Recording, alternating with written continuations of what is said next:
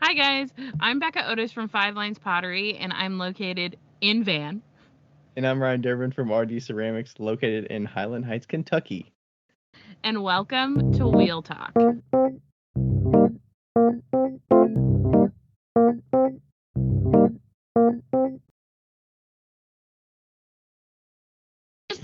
He just asks people to interview with him, and then he just never mentions it to me. He's Ryan, you gotta communicate. oh, Well, some of it's like he- I was like easing some of your worry of like, okay, Becca doesn't have to worry about interviewing all these people, because usually I'm the one coming up with like, I want to talk to this person, that person, and that person, and then I just like reach out to them and schedule it. And then I'm like, Becca, if you don't want to join this one, you don't have to. So we'll keep it focused. that's not what he says all the time. Sometimes he just doesn't tell me. Oh, I get it. Sometimes. Well, in the Sometimes past, he's you've been like, like I don't, feel free I to don't like mind. schedule ones without me if you want to. Like Yeah. you said that. I don't mind. Ryan's an interviewer, so. Well, we're That's all what he's- here now, and I'm really excited. Becca, I just noticed your glasses, and those are fantastic. Thank you. Are they just a hard plastic, or are they? Yeah, they're like regular glass material. Yeah. Like They and just look like a um, cartoonish drawing Yeah. of glasses, and it's like I've never seen any like that. Yeah, I got them off of this site called Vooglam, and it's like Zinni, but it's write that down. I So you am. can get some cool. Yeah, it's got like all the cool artsy glasses, like What they is have what like is it again? Vooglam, Vooglam. I spelled it wrong. They have like tons of artsy glasses, and they have like all of the it's just like a bunch of That's cool. like stuff that normal people wouldn't wear. You can tell that like a graphic designer was like, "Fuck you guys, we're making our own glasses." Yeah, I mean they look very artsy. Yeah. So, I'm a fan. That would be a good like. I always tell Zipporah this, but it's like a good eye catcher to, no pun intended, to like get that focus on something if you're throwing or you're doing something in a video, and like your glasses are such a draw, like you're immediately going to get comments about it, so it's like good engagement. Sure, absolutely. Well, and too, like glasses are the first thing anybody's gonna acknowledge about you, and it's how you view the world. Like it's such a small thing, but I feel like there's not enough personality in glasses. And so Agreed. I was very happy. Yeah, like some of my favorite people on Instagram, like this one guy, Dylan, I don't remember his last name, but he has like orange glasses, I think, and that's what I noticed about him, Yeah, I was like, those glasses are fucking cool. But out of your guys' book and get some interesting glasses. Yeah. There you go. Yeah, I'll need to have a look on there. Yeah, Ryan always sends me his glasses to approve. I haven't got them in a couple of years, so I mean my prescription doesn't really change that much, so it's just for funsies when I get them. Oh sure. And if you can't imagine, his glasses are not scratched. They're not like mine. No, I don't. Microfiber cloth cleaner only? No, I don't do that, but I don't like. I'm not in a lot of places where I take them off, so the only time I take them off is if I'm getting a shower or like going to bed. So right, because you like can't see without them, right? It's more distance, so it's more like important when I'm driving, but it becomes so common that I like. What's the reason to sit at my desk and take them off? Can you see without yours? Not a bit. Not a bit. Roll pin like inch in front of my face. An inch. I can definitely see without mine, but it just gives me a headache. So. Oh sure. Yeah, I could probably throw and stuff and do things around the studio without them. It probably wouldn't be a big deal, but then I'd be like, "Where's my glasses at?" Like, I go upstairs and leave them down here, and then I'm like, "Oh well, I want to go for a walk or something." Like, I want to wear the glasses when I'm outside and stuff. So. Yeah, I would forget mine if they weren't literally attached to my face. Yeah, I mean that makes sense. Yeah. Yeah. Alrighty, we're already rolling. We've been rolling. Becca started it already. I started it because I thought the glasses conversation might be interesting to people. Hey, you never know. Become a future sponsor of Wheel Talk. There you go. Yeah, Voo Glam. No, I just get mine off Cindy, so mine aren't that fancy. Well, you got to get a pair, and then you'll be sponsored. Yeah, I want you to get some orange ones. They match your hat. Yeah. My hat today. My hat feels like an oversized hat. That's the one thing about this one. It feels so large that it was like hat? Weird putting the thing on. But I like it. So Trader Vic's was like I don't know if it was just a tiki bar, but it was like it's like a brand of It's not just a tiki bar if you're choosing to wear a hat. It's something. Yeah, it's true. So we got it at a tiki event this fall, and I was like, I like that. It's like kind of subtle, and it's got the. It's a good hat. So. You should be proud. I wish I was wearing a hat so I could fit in. I can take mine off. No, it's okay. You're in the glasses club. So. You're like hiding your new hair, Becca. I know. Well, here's the thing. This hair also hasn't been washed since like when it got done. And she decided to put all this shit inside of it, like all this like product and crap, so I can't even wear it down anymore. So, but I'm getting my hair cut by the same lady on Wednesday. Wait, why wouldn't you get it cut while you get it done? Why would you get it cut after? This takes 4 fucking hours, okay? She only had so much time. I think it actually took 5 hours. Like, I wanted to get it sorry, I'm so sorry.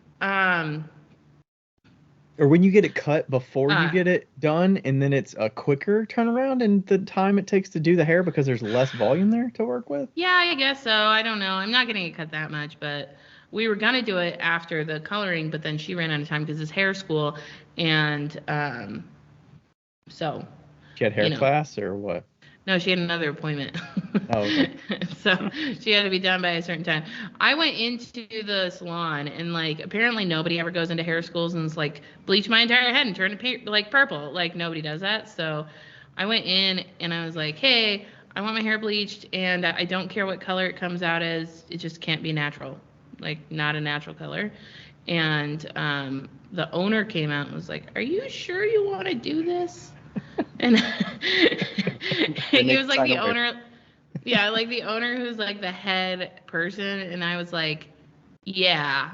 And he was like, it's gonna cost like $100, and I was like, and it would cost like $1,000 everywhere else. So that's true. It would probably cost like $600 somewhere else. But oh my gosh, was he like? Did you have to ask like, have they done it before? She had not done it before. Okay. I would put bottom dollars that nobody in that studio under the age of 25 had ever bleached somebody's hair and then dyed it a different color before. So, I think I'm learning a lot about your level of bravery. Yeah. Oh, it's just hair. We'll fucking cut it all off. Just shave it off. I don't care. Yeah, I mean, I don't care. I mean, $100 compared to $600. I mean, I would guess most people wouldn't do that. Well, but the cost incentive for you is like, I don't really care. Like, go for it. Yeah, and also something like that where you have something that's so aggressively different. Like there was an instructor coming by like every 10 minutes, you know, to make sure that everything's fine. So, yeah. And truthfully, you're getting a discount on more attention. Yeah. Mm-hmm. Yeah, I mean, if you get some, and she's gonna graduate in like 2 months anyway, so it's not like you're not like getting the the newbies, the noobs, like hopefully, and yeah, but it's fine. I mean, yeah. Nice, good stuff. They only charge $5 for a haircut. That's more. $5. Oh my gosh, it's worth the gas money to drive there. Right. Mm. Yeah, that's pretty good. Absolutely. So and where do you live, Will? Yeah, South Carolina. South Carolina. Yeah, you could drive here for cheap or no.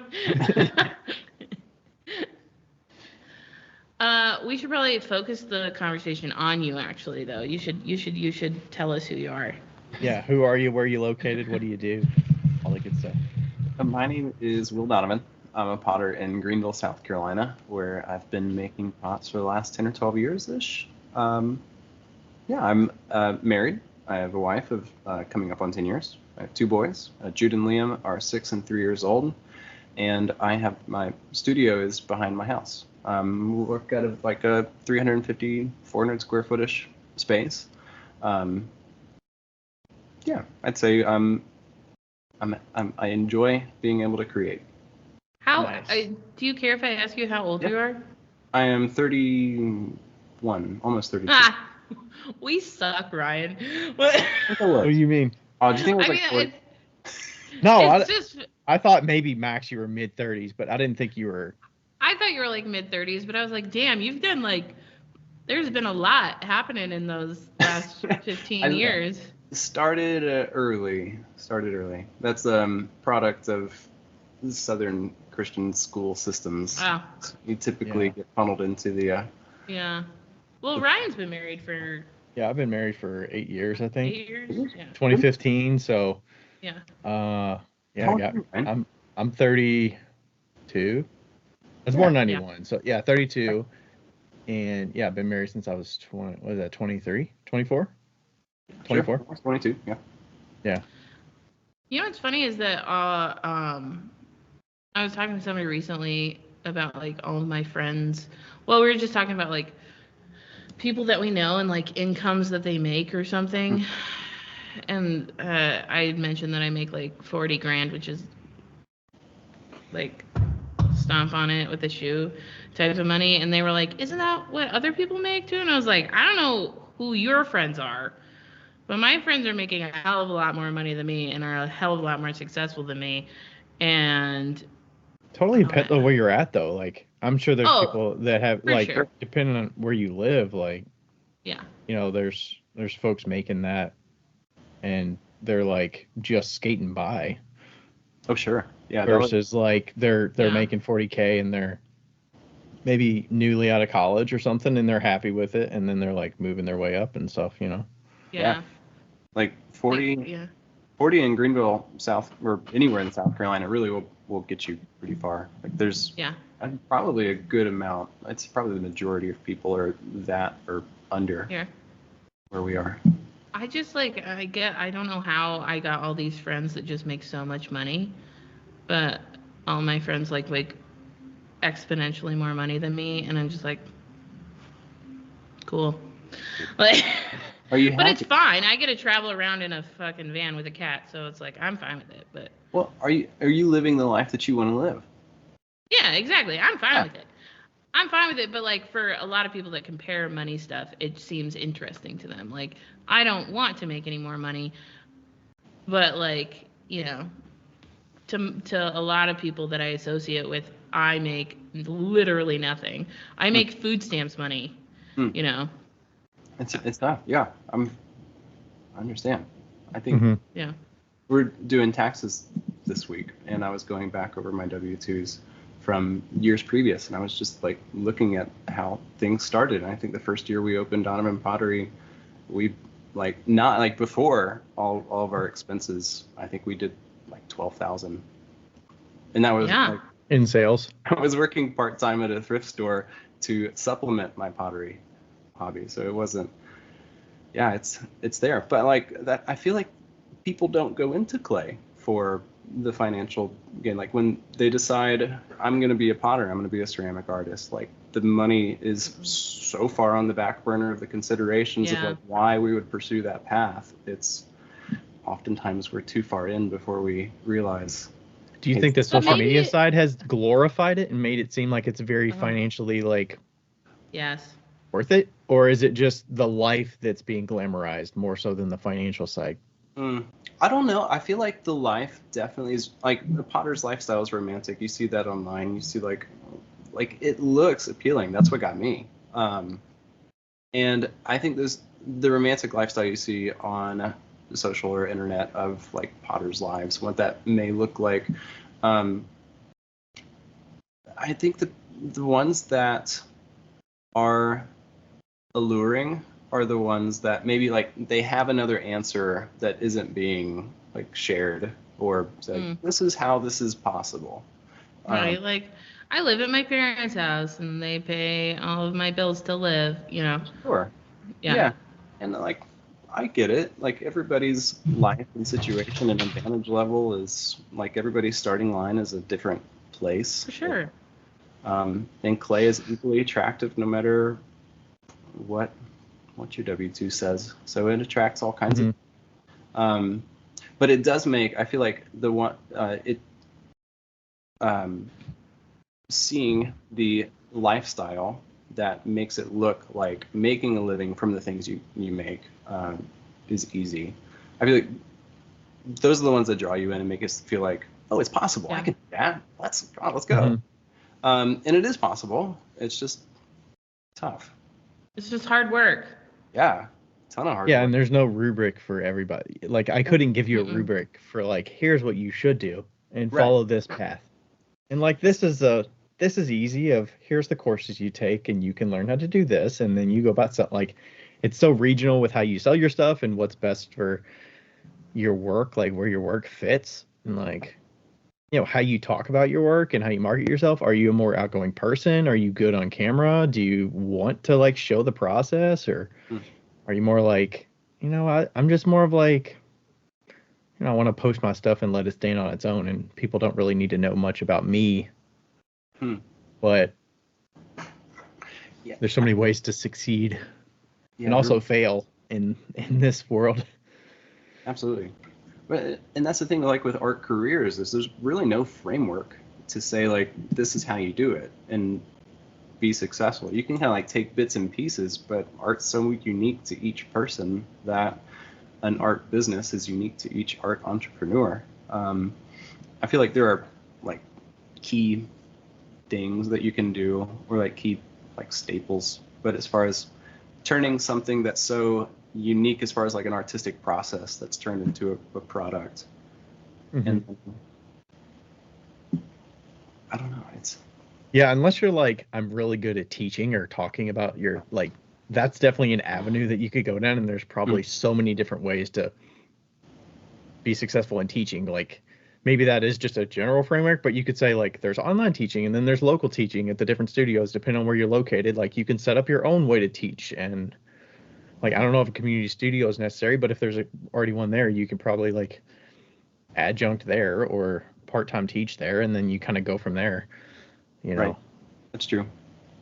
Yeah, teaching, I feel like there's a well, that's the difference between like a standard career path of like this, I'm going to be a teacher versus like I'm going to be a creative entrepreneur and do my own thing and connect ends in strange ways through clay. Yeah. Yeah, I would say you're not necessarily like set up to be more successful if you have a degree in it. No. I think it's a pretty equal playing field. I mean, it does cost a lot of money, but it's fairly equal with like the types of learning you can get without a degree, with a degree, like with little money, with a little bit of money, with a lot of money. Just because you have a lot of money doesn't guarantee you're going to have the success of like making all the sales and. Right. Oh, sure. Yeah, absolutely. It's Will? I'm sorry, Becca. You cut out there for a second. Oh, I'm sorry. Did you go to school for pottery, like college? I did go to university. There was a small school in Greenville, where I live now. It's called North Greenville University, and I went there. Started off as an art major, but honestly,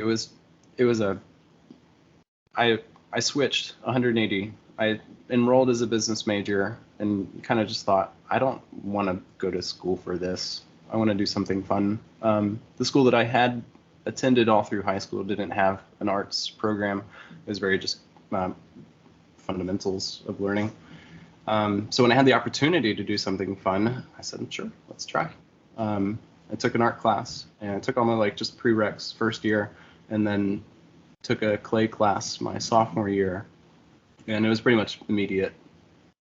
Hey, yours and my timelines are very similar.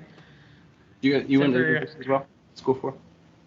Yeah, I mean, except for I'm 2 years ahead of you, but like, yeah, I started sophomore year was the first clay class I took, and then it kind of went from there. Yeah. I was just thinking about, I have a friend who didn't go to college for clay, but he's brilliant. He's so freaking smart. And instead of investing in the money into college, he's invested into like going to workshops with people that he admires. And he's doing well because of it, you know? And I think that sometimes we forget to talk about that other option. Absolutely. You know? I'd say what I've noticed is really beneficial for people who find clay in college. It's really just that they found clay in college. Mm-hmm. If you want a career or work in clay, it's definitely not necessary. You could springboard from any point. It was just I was at college and I found it. And then There's Joe in the background there. Are you good? You just hear a laugh. Nice. Sorry, continue. I was saying, yeah, but you can springboard anywhere. And I feel like the people who probably don't find clay in college and they make the conscious decision of I'm going to pursue this ceramic journey outside of a formal education probably have a lot more motivation and doing things like going to workshops. You have a lot more exposure to better opportunities, better teachers, better things, because if you're in a university setting and you didn't necessarily go there for clay, you probably didn't choose it as the department or professors, you're just there because you found it, which is great. But in choosing that path outside of college, you have a lot more choices to attend workshops, figure out who you want to learn from, figure out what about it interests you to a point where you can pursue technique processes. And you're not doing the things that you're required to do for that course curriculum, and you have to do get past the like I already knew some wheel throwing, but I had to go through the prerequisites of doing the hand building and some of those courses that I'm not as interested in, doing the foundation classes just to get to the wheel throwing that I wanted to do and the alternative firings and stuff. Yeah. But it's I think you nailed it, that like you have probably a deeper interest and ability to kind of quickly go into whatever you want to dig into when you're doing it outside of a curriculum like that. Yeah, I'd say the other downside about it is like you don't maybe not have the accessibility as you would in like a school setting. Or 24 hours. Yeah, you have to have a little bit of money. Yeah, for sure. Yeah, I mean you gotta invest in it, and like, and then I think about like we're talking about like if you just stumble upon it, I think about those kids that like do go into like pottery programs, like the people that go to Alfred and the people that like schmear, like those people, and how fortunate they are to have that like instant community, unless they are an unlikable person and then they're tossed out quickly. But like it's rough, man. Those educational situations they'll take you or they'll leave you. But yeah, like they have like that instant, like what would I want coming out of college doing pottery? Like would I want like that, though, all those connections? Would I want connections, or would I want, I don't want to say quality, because you can have the quality with the connections, but like focused, like focused work, like knowing your style, because a lot of the times it takes a lot of time to get to that style. Absolutely. Yeah. I think I mostly valued the sampling of the different firing techniques. That's what I appreciated the most, being able to do raku firing, pit firing, stagger firing, wood firing, soda firing. Well, I don't think I did soda firing, but gas firing.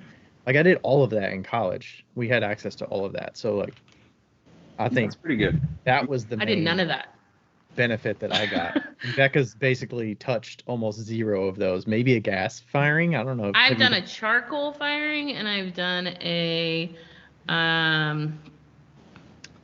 gas firing and electric. I have done raku because of Melissa and Eric Beal. Right. You did that last year. But that was like because I was there. It wasn't like I'm looking to do raku because I'm like, fuck that, I don't really care about that stuff. I'm more of like the focused. I want to focus in on one thing and then go that way. Like I don't need to be a professional soda firer. I just, like, if I learn that in the process, that's fine, but I'd rather just be, like, very focused on what I want to do. I would have been one of those great kids that didn't learn in college, but I found clay in college, so I guess there was that. So That's great. Yeah. So you're a deep learner, not a wide learner. I'm a deep learner for sure. I know my craft in and out. Like, yeah. Like what I do in and out, yeah, for sure. And you kind of got to the point where you're like, I'm okay with not throwing as much pottery. You're being very selective of when you throw and what you throw, so that I'm not making thousands of pieces, because you kind of went to the extreme of that being the production potter. Yeah, and being a production potter makes you learn more than anything in the whole world as far as technique is concerned. So, you know, I mean, I can look at somebody throwing from across the room and tell you exactly what they're doing wrong and exactly what they're doing right. And I mean, what does that get me? Not very much. In relation to like efficiency, or just a quality form or pot? Both, yeah. Both, I guess, but mostly efficiency. Yeah. Yeah. Now, what does production pottery mean for you? Like, is that like a volume of work, or like for somebody, or?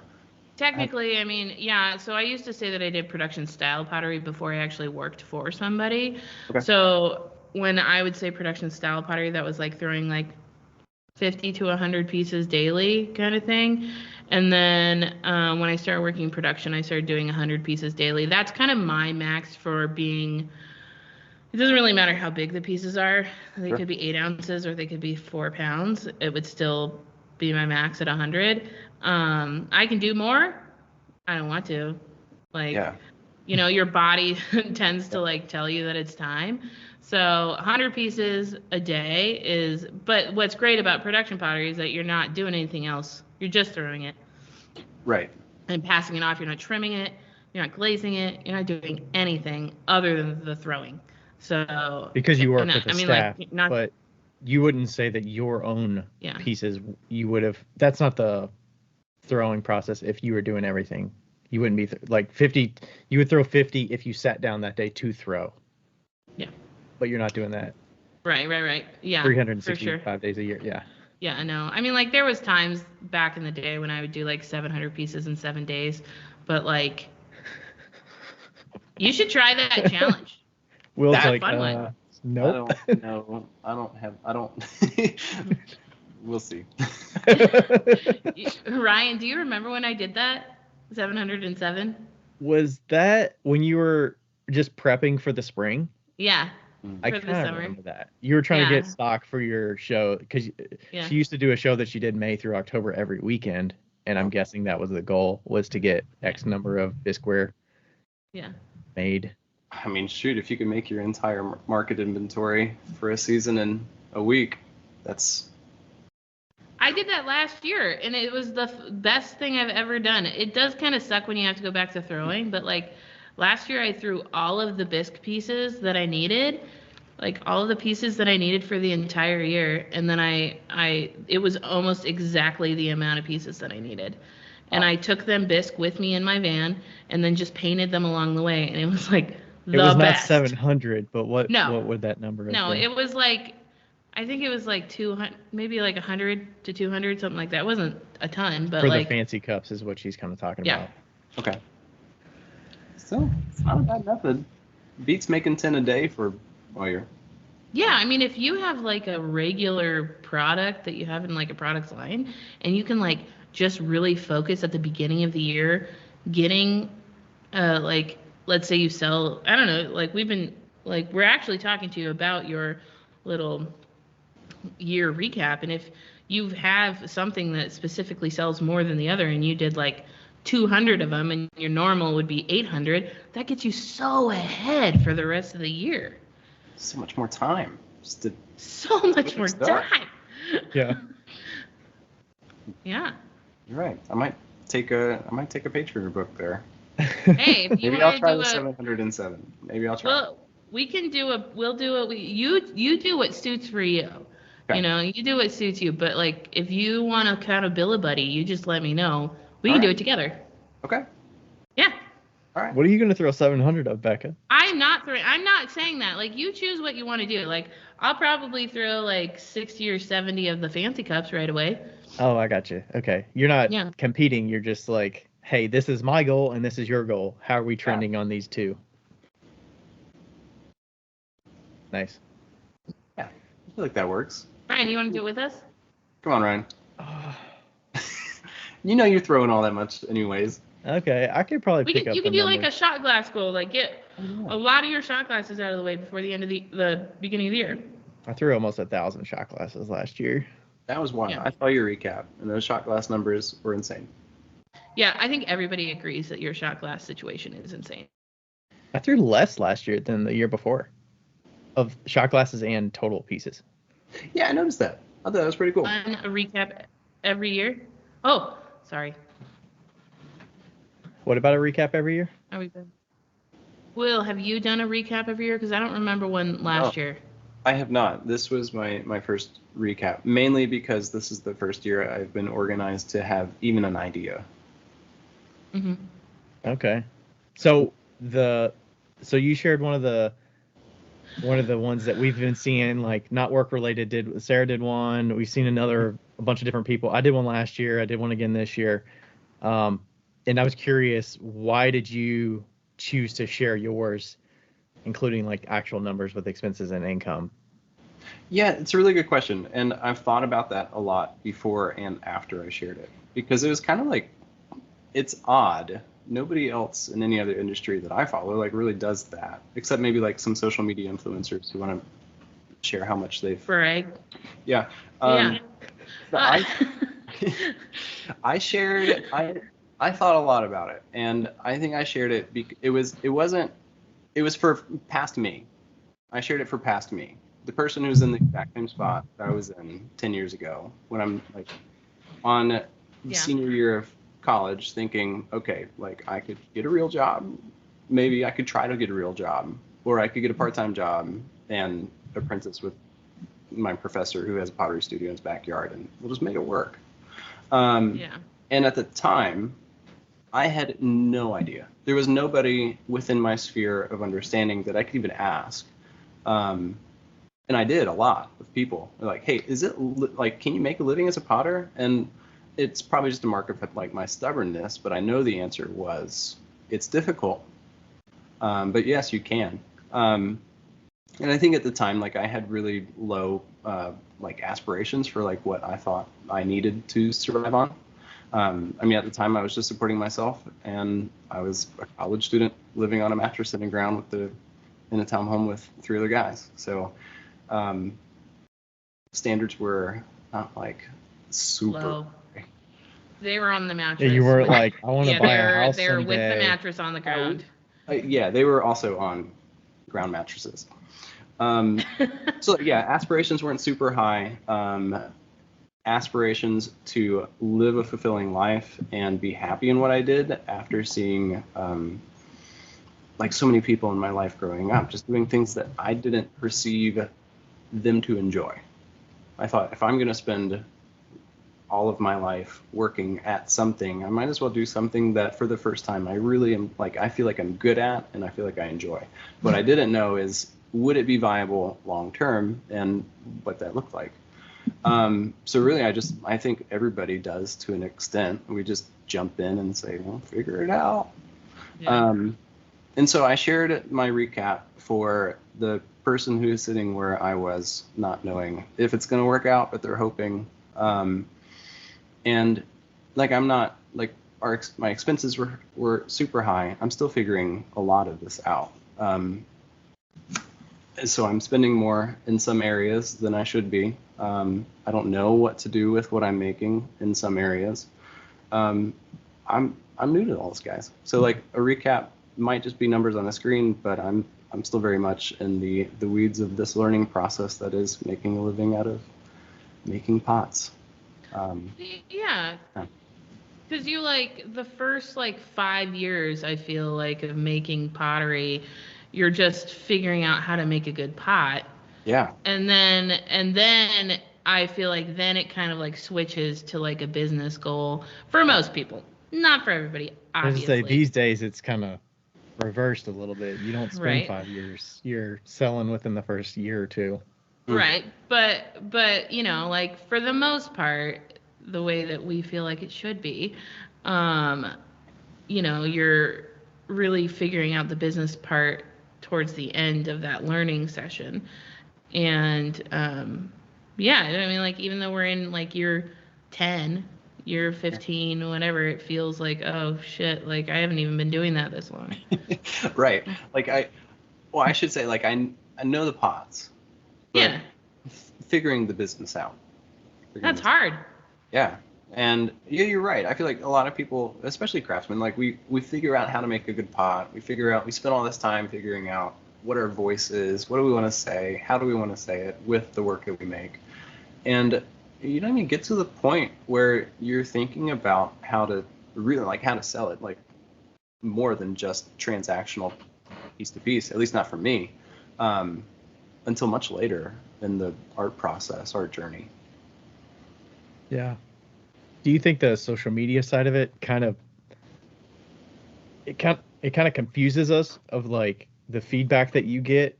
Because I don't know about you, but I didn't join until 2017 or something. I didn't actually join social media until I was already like starting the business. So I already had this baseline of skills and knowledge that I'd built for about 8 or 9 years, kind of doing it in school, and I didn't have social media to get feedback to like push me a certain way or like listen to people's insights of, or just using it as like inspiration for seeing what other people are doing. So I wonder if it almost is a distraction for people that are up and coming and like figuring it out, or if it's just like, you know, it just gives them so many options and so much knowledge that they can just figure it out so much quicker than we did. I don't know. I'd be curious. I'd be to see if there is any kind of like measurable metric around that.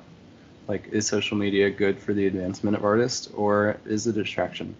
I know personally for me, I try to keep my phone face down when I'm working because it is a huge distraction. But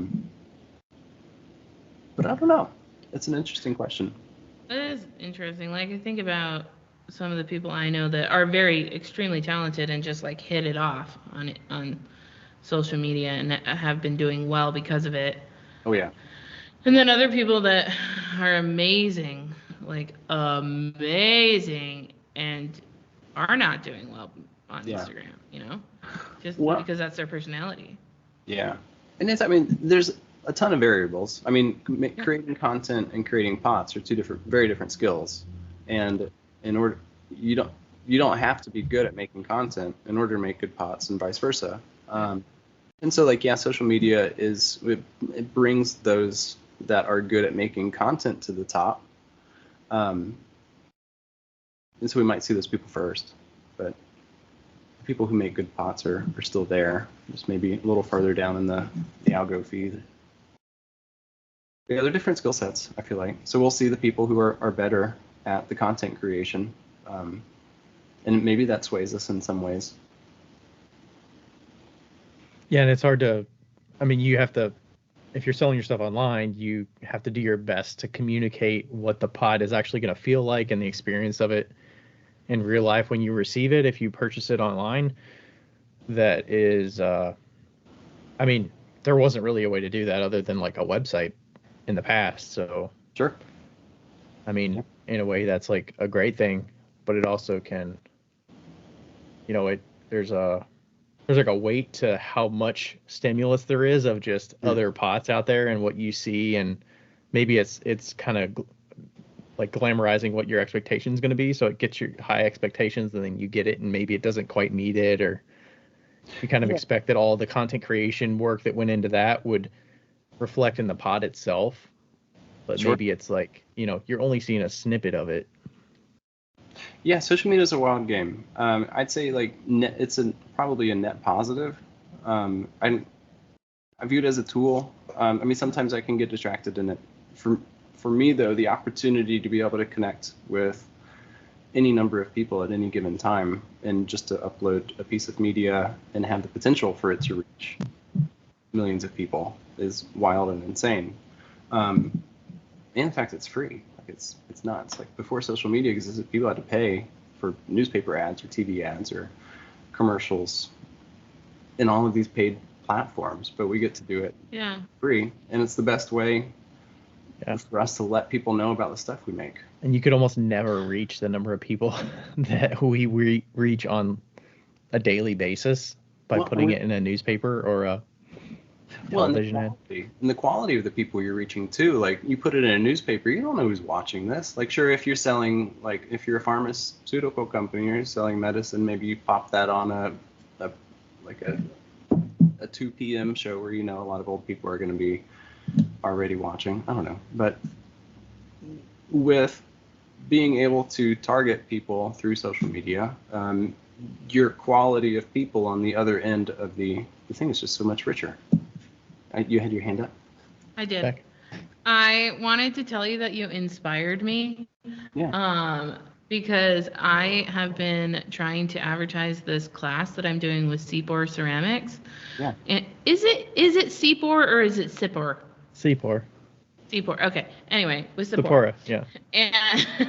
And I saw you like how much you paid for ads this year on the InstaWebs and the TikToks, and I was like, I'm gonna fucking do it. And so I put like $50 into 2 different reels. I think, well, 25 each, which I would never fucking do. I'd probably put like $5. And it worked so good. Like, awesome. Yeah, like our goal was to get like 50 people, and we're at like 92. That's crazy. Yeah, like our La La Land goal was our 100. La La Land goal was 100. Wow, and we're almost there. Yeah, so I'm gonna do one more reel tomorrow, see if we can push it. Okay. That's cool. But yeah. Were you just boosting? So anyway, you inspired me. Oh, I'm honored. Thank you. Yeah. Well, that's fantastic. I mean, like $50. Like, I don't. It seems like a lot to put behind a picture or a video. And there was a real breaking down of barriers that I had to go through before I hit like confirm on the pay for any kind of reach. And that was a whole process. Because you're gambling, right? It's a little bit of a gamble. So what I did, I don't think it was as much of a gamble as much as a knowing I'll probably lose, but I'm paying to learn. So I from my ad process was been 2021, the very, very end. I saw an ad for an e-commerce course, scaling e-commerce businesses. It seemed intriguing, and they had a lot of free info, so I consumed the free stuff first, and then set up a call and ended up signing up with the course to learn. Their framework was how to set up an e-commerce business. So they set up a lot of frameworks, kind of like tried and true methods, no matter what product is going out. So the frameworks and how to set things up were really helpful. But towards the end, it broke down. Like, this is how you make an ad. This is how you publish it on these platforms. These are the good or the qualitative things that you should be looking for to include in your ad. So there was a learning process, and through the instruction, they also taught like, okay, this is how you run split tests. So you're not just throwing $500 at a piece of media and hoping it works. We can like inch our way there by running smaller tests over a week, see how those go, and then pick the better the result, and then continue to test and iterate. Oh, so you're okay. I like the split test idea. Yeah, so you're getting feedback.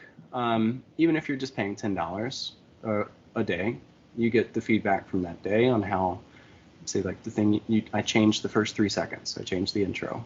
And can you explain what you mean by split test? I know what you're talking about. I wonder. I don't know if everybody would know what that means. Yeah, so split test would be, say my goal would be to sell, like our studio, we make a lot of like Lord of the Rings themed mugs. Our most popular one was our I Am No Man mug. So it was the themed from Eowyn fighting the Witch King. we ran a lot of ads for that one in particular. And if I said, like, I know that I'm trying to reach Lord of the Rings fans, how can I call out to Lord of the Rings fans in an engaging way that they will stop on my ad?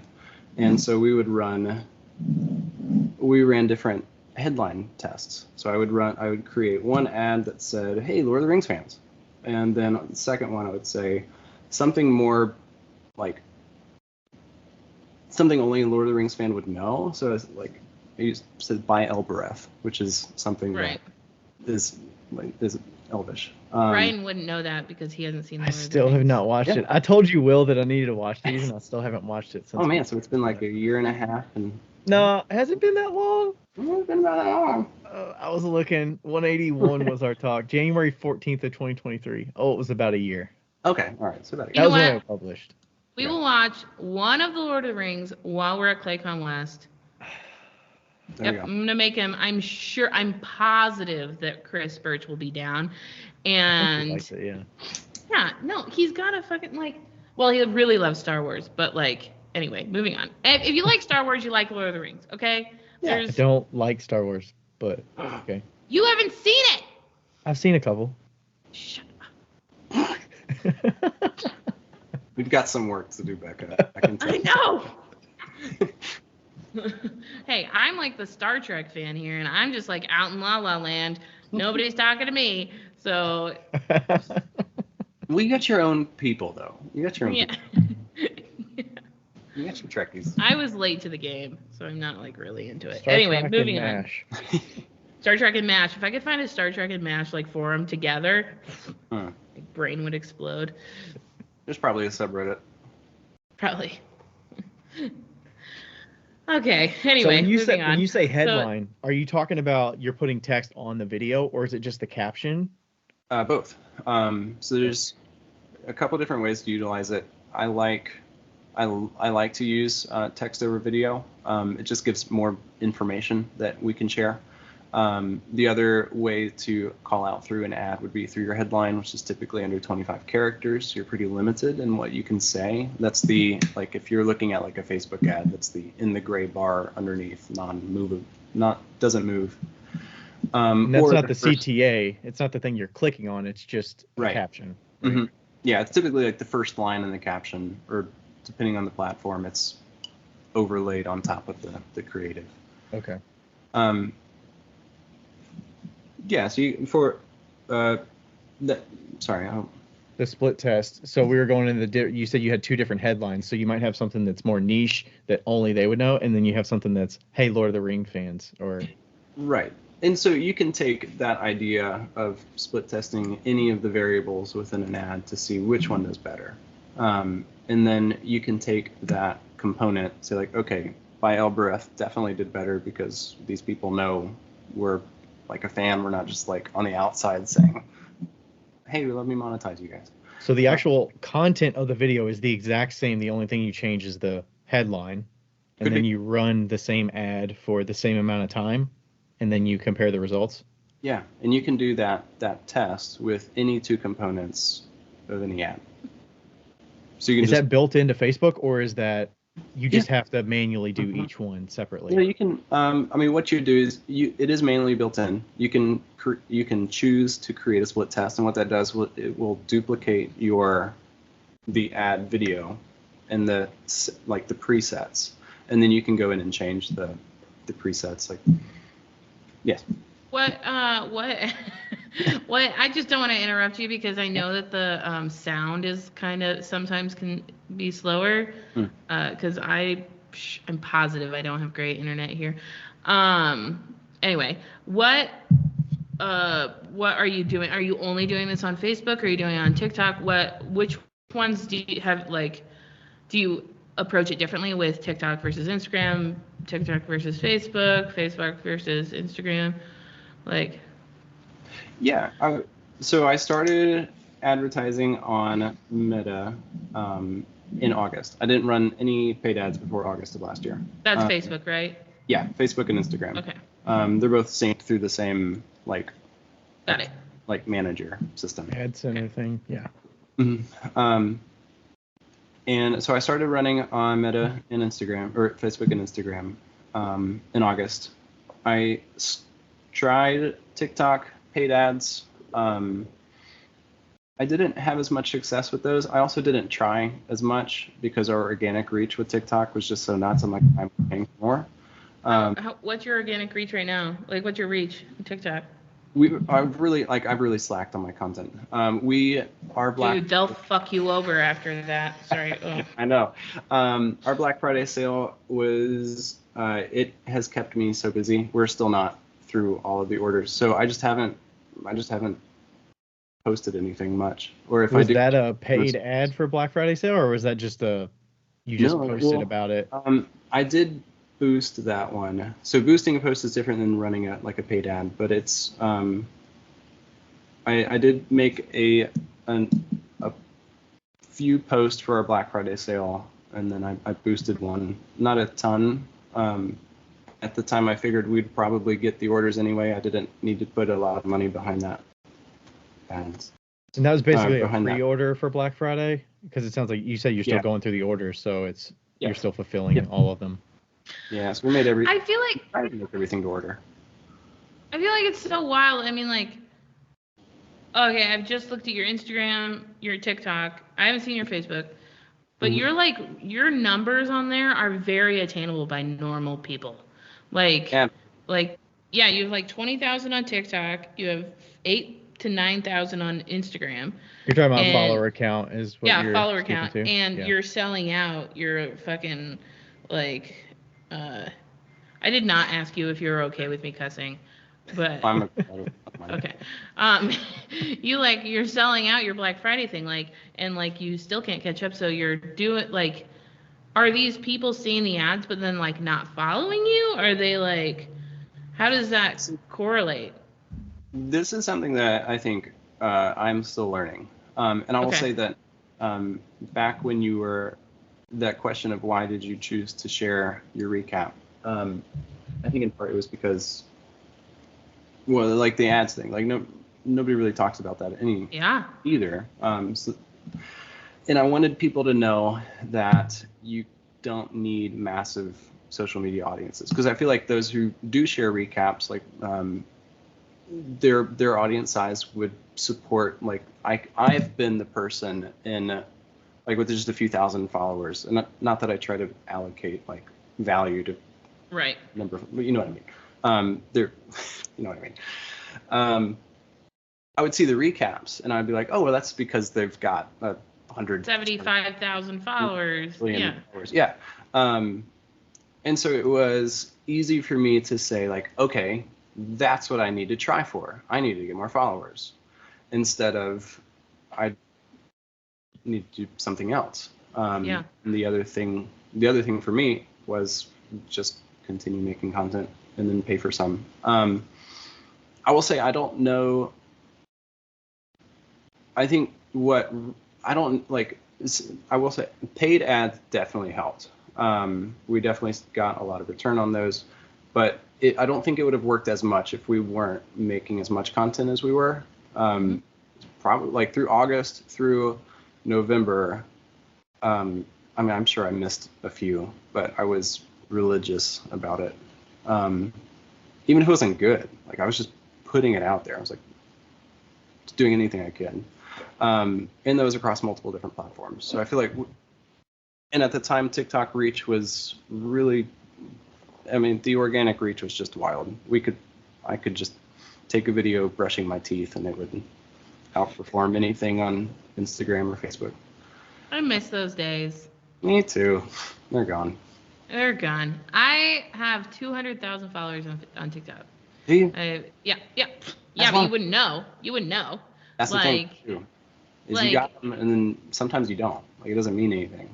I had them, and then I moved, and I stopped doing TikTok, and then now if I post a video, maybe 500 maybe 500 watches, maybe. I feel like it's because we've really shifted from a social algorithm that shows your content to the people who follow you to an algorithm that is completely based on what are you interested in.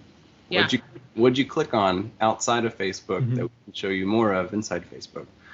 And so like it's good because you have the option to have your first piece of content ever go like wild. Like if it's good, then millions of people can see like your first ever video ever created on the internet. And so it's intriguing that the quality of the creative is the metric for social media success now, not how many followers you have. So as long as you can, and this is where I feel like it's encouraging, because as long as you can maybe like study what content creators are doing that are working, and you can recreate that with your own flair, then you have just a good chance of making a video that gets a little big. Yeah.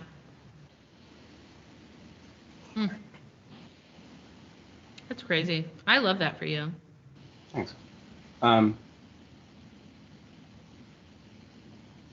So how has the you said you just started in August. You didn't do any of the Facebook or even TikTok too? You didn't start the advertising until August as well? TikTok was later. Later, okay. Yeah, so I looked at the recap. Do you have the numbers on there? I can read them if you want, but yeah, you go ahead. It said for advertising, how much did you spend in 2023? The total number was $6,731. Yep. And that split about $5,600 for Instagram and Facebook, and then about $1,000 through TikTok. Yep. And that kind of show. I mean, you're talking about like TikTok, you didn't have as good of results, but it sounded like the organic side of it was kind of taking care of you. Yeah, it really was. And even the paid side through TikTok was okay. It just wasn't as good as like Instagram was. So okay. I just as much money there. But we still created content for TikTok. It just wasn't like paid. So how did you like decide, like when you were just getting going with it, how did you decide where to start with, like which ones you wanted to? Was it just, is it just boosting posts, or is it creating completely new content just for the ad? Was it putting something live, seeing how it did, and then boosting it once you realized it was engaging to people? It could be a bit of both. It could be a bit of all those. You can definitely boost posts that are performing well organically anyways. It's kind of a metric of this is doing well, let's give it some gas. So you can boost the post that way, like post publishing. I did that the first time. Yeah, and that's a great way, because then you have like some, especially if you don't know that this money that I'm spending on this platform is going to go towards a measurable thing. You can just boost post after the fact. So if a post does like outperforms all of your other ones, then you can probably be certain that there's things within that piece of content that people are finding more valuable. And if you put money behind it, it can reach more people. Now, when you do that long enough, you can kind of start to get strategic in how you target people on the platforms they're on, because we act differently on Facebook than we do on TikTok or LinkedIn or other places. Like our networks are different, our followings are different, and I feel like how we even like text or like comment, like our tone can sometimes change.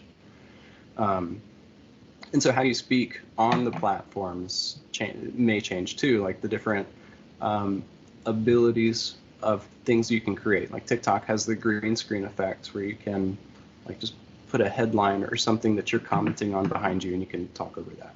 So that's a platform specific thing. So when I was choosing how to create ads, the course helped a lot. It gave me some like tried and true, these are just some like best practices. And I was able to put those together. Like it taught like the importance of a headline. How I think one of the quotes I heard was like, when you've spent $1 on ads, 80 cents should go to your headline, because that's the first thing. People scroll through so fast. Like if it takes you 45 minutes to sharpen an axe to chop down a tree, that you could, like, if you have an hour to chop down a tree, spend 45 minutes sharpening the axe. That's kind of the thing with the headlines. So the course gave me a lot of best practices in how to curate an ad, regardless of what you're selling.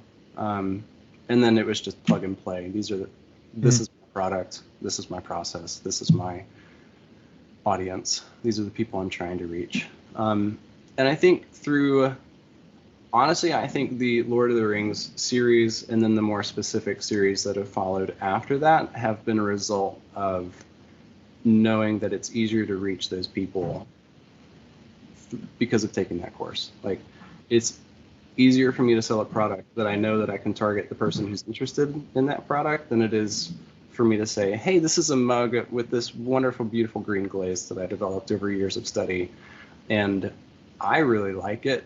Do you like green glazed mugs too? With Lord of the Rings cup, I can say, I know this person likes Lord of the Rings because there are all these interests related to Lord of the Rings that I can select on Facebook to target these people. Right. And I'm just using Lord of the Rings as an example.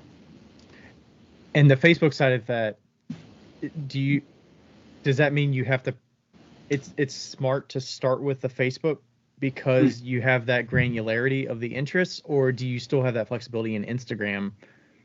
You do. You do. Yeah, both of those are the same. So when you go to create an ad on Facebook, it'll let you choose. Do you want this to be seen on, it's called your placements. Do you want this to be seen, and it's very specific. You can choose, I want this to be seen on the Facebook right column on desktop Facebook, or I want this to be seen on Instagram Reels or Instagram Stories. I want this to be seen on Instagram Explore feeds. Like, you get to choose exactly where you want this to pop up. And some of those are better than others, depending on what you want. So that's where the testing comes in handy too. So I would say there's no like best place to start. I would probably say if you're interested in advertising, do some research. Look what up. class did you take? So the course that I took was called For Good Profits. It was a pretty in-depth course that was 6 weeks long. They did numbers of like one-on-one live classes with students, and they had a group community for them. So there was a lot of resources through that. But you can glean. It was pretty pricey, too, I'll say. Definitely worthwhile. It's paid itself off for me. How much? I paid $6,800. Okay. For the course. That, by the way, for everybody listening thinking that's ridiculous, that's average. Is that average? That's very much average. Yeah. Okay. Every course that my friends have ever taken have been $3,000 to $7,000. Yeah. That's just the way it works. But it's one of those things that it seems like if you just look at your results from the ads, like if you look at it mathematically that way, you paid for it. Right. And like just from last year. But I paid for a skill. I could have taken 3 years to figure that out. On my own. Or I paid it and I got it in 6 weeks. Now I took my time, so I got it in like a year and a half. But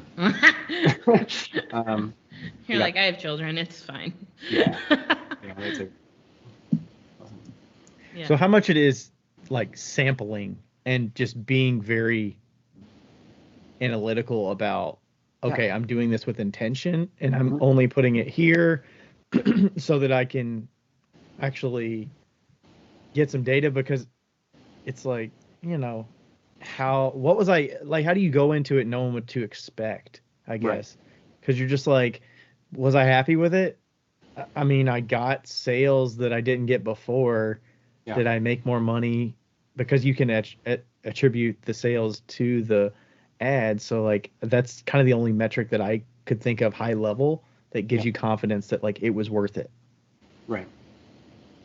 Yeah. I would love to be able to leave somebody who listens to this with a like actionable piece of value. I'd say if you have never advertised before, never paid for advertising, and you want to, or you're interested, probably the best thing you can do would be to look at your past posts and see which ones have done well and try to figure out why, like break down the video and the post, figure out where when you say well, you could be just looking at strictly views. It could be engagement. Probably. I mean, engagement, like comment saves and shares are the king as far as engagement metrics go. Find which ones have done well, and then break down why. If you've got analytics on your video that you can see like where people drop off, some platforms have that. I would look at that. I would look at especially the first 3 seconds of your video. The first 3 seconds is just like your headline of an ad. It's where you should allocate probably most of your time. Mm-hmm. And then, so your key component to any spot would be the first 3 seconds. That would kind of be like the headline of your video. Then you have the meat of your video. Like this is where the value would lie. This is what people hang around and think like, oh wow, that's cool. Mm-hmm. And then the last bit would just be your call to action. So a lot of people don't follow through on any post just because there's nothing there telling them you have to do something.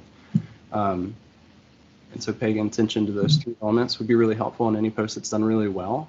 And then if you wanted to, you could put a few dollars behind that post to see if it performs any better.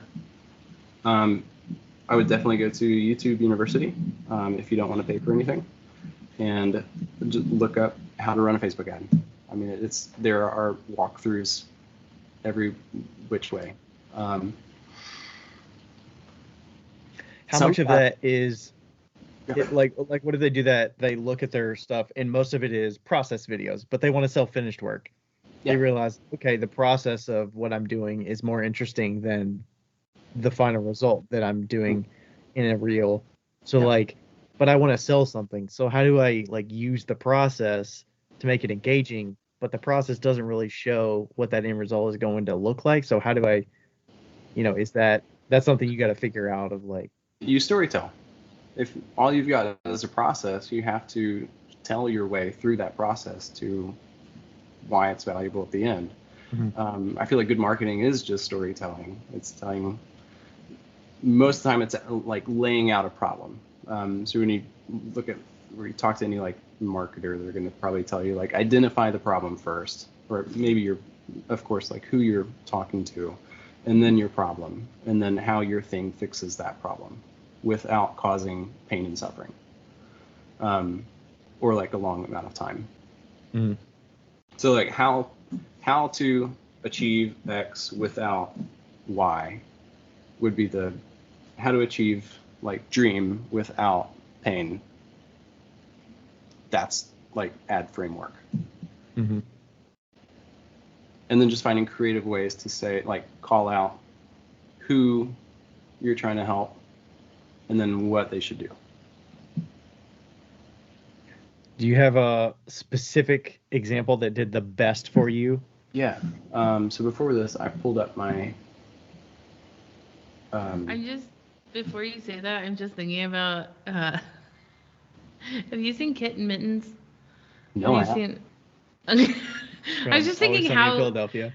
Yeah, It's Always Sunny in Philadelphia. After this, you need to watch it. But, I'll send you a YouTube video. But that was an ad. It's an ad. And he's like, is your cat making too much noise all the time? Yeah. You're so stupid. That's it. That's it. Yeah, that's the call out. That's the headline. You're identifying a problem. You're saying, are you a cat owner? Yeah. It's once you start I don't.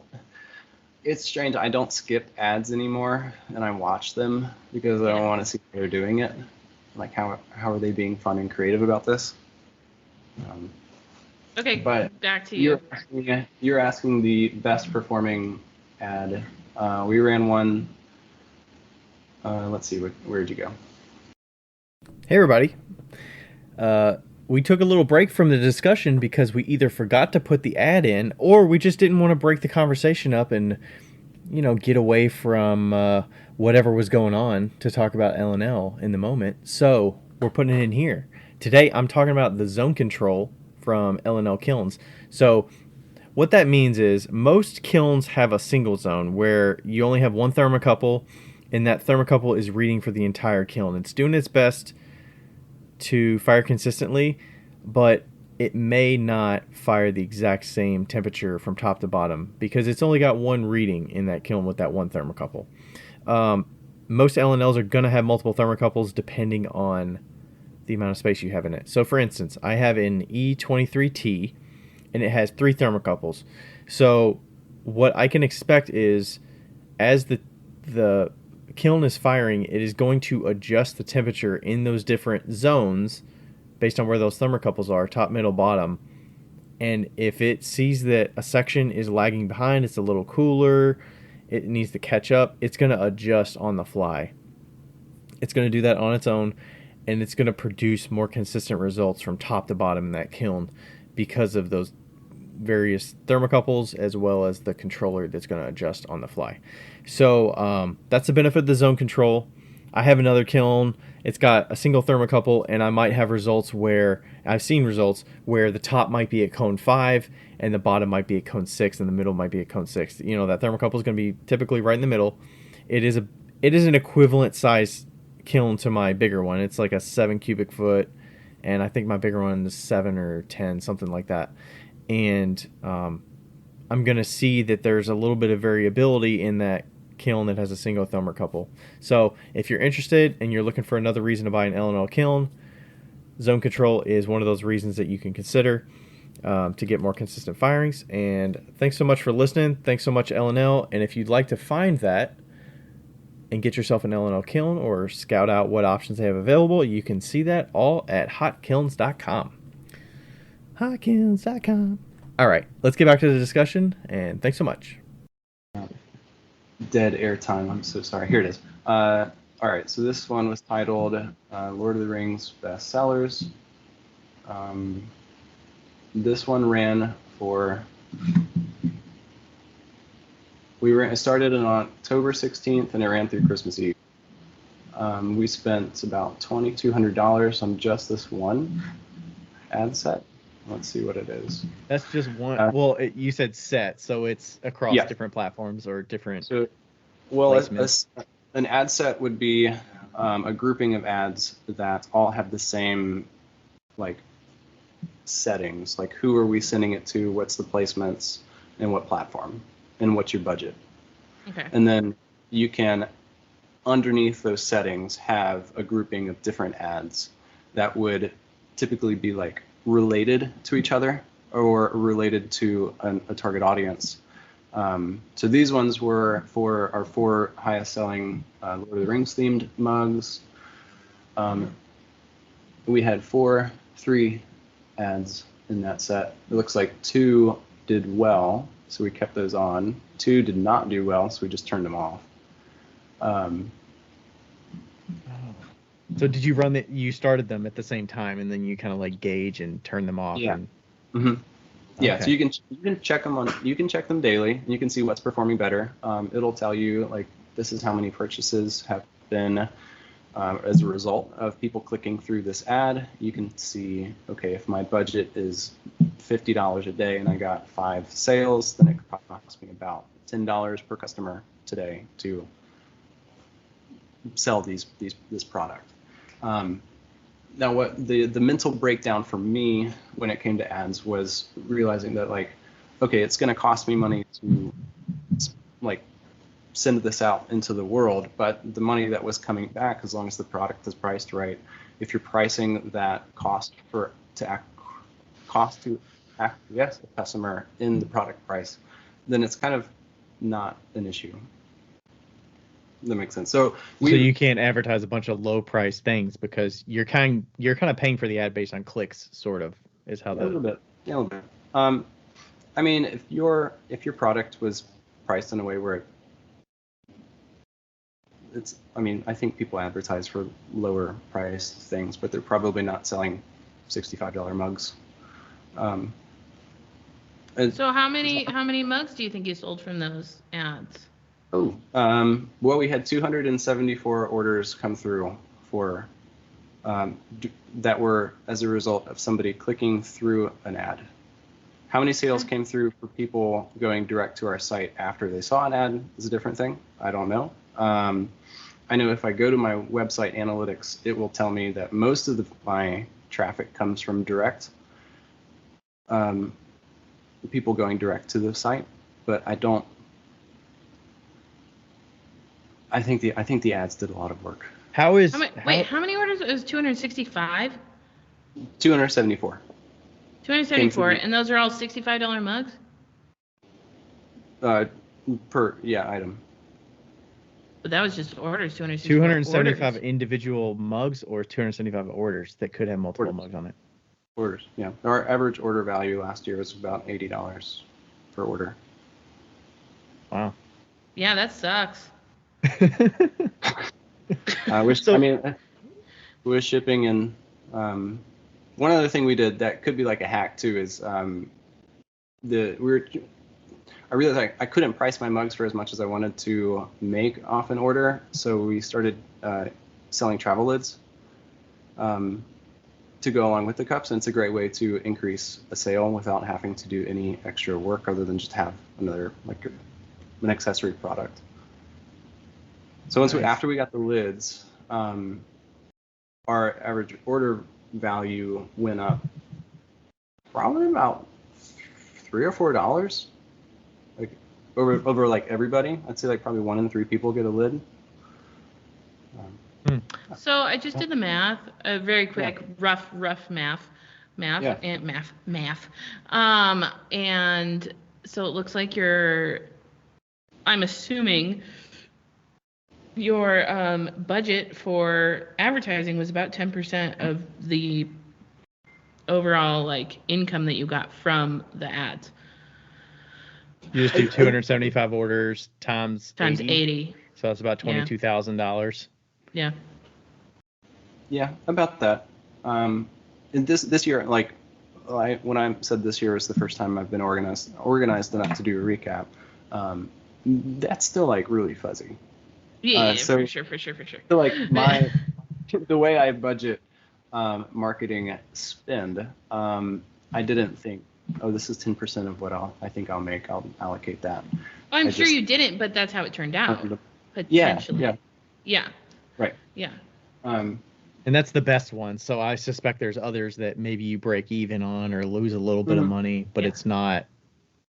Especially in the beginning, we were losing a lot of money. Like if we had an ad that had a return of 1-to-1, I was like, okay, we didn't lose anything. Made a customer. And honestly, like the making a sale to get a customer, like that was another shift in mindset versus getting a customer to make a sale was how I view things before. Now I've like paying $12 to acquire a customer that's going to purchase 3 times over the course of their relationship with me is pretty valuable. So being willing just to spend a little bit on the front end and then making sure we've got the systems on the place in the back end to make sure they're happy with their order process, they like the product, they're well communicated with, like all of those things kind of stack up to make the ad spend worth it. So is the integration between Facebook attributing those sales to that ad, is it just number of clicks on it, or is there like you have to have a Facebook pixel that's linked with your account that's also placed on your site so that they're associated with one another? Yeah, the pixel helps for sure, because then it will track the activity that a customer has on your website. So if they leave Facebook and go to your website, Facebook can say, okay, they went to your homepage and then they clicked through your product catalog and they clicked on this cup and that's what they bought. And the pixel will have all that info and it'll compile it into wonderful analytics. And I'm guessing they can attribute that sale back to the ad if it's within X number of days of when they clicked on it or something like that, maybe. Right. Mm-hmm. And with the pixel integration, you have more power because you can say these people went to my website and they did not buy. Maybe they went to my site 2 times and they did not buy. They're probably pretty interested. You can even use that pixel information to retarget those customers and send them specific ads and say like, hey, we noticed you didn't buy the first 2 times you went to our site, like here's 10% off. And so you can get strategic. Yeah. When I raise my hand, that means you finish your sentence and then you call on me. Yes, Becca, your hand is raised. What's Pixel? What's this? Oh, so Pixel is a digital piece of code that Facebook or really any TikTok has them too. Any platform will have that will you install it on your website's code. Like Shopify just has it's a button. You just click I want to install the Pixel and you say yes. You probably just click on it and it says connect to Facebook. You log into your Facebook or you associate and you allow some permission that says Facebook is going to drop this unique identifier on your site and it's integrated immediately. Yep. Have you done? Are you? Nope. Trying to think of the words. What's your website? Is your website Shopify? Yes. Okay. Have you ever done any other? What? Yes. We were on Squarespace and switched to Shopify for all the added benefits. Squarespace was fine. It worked.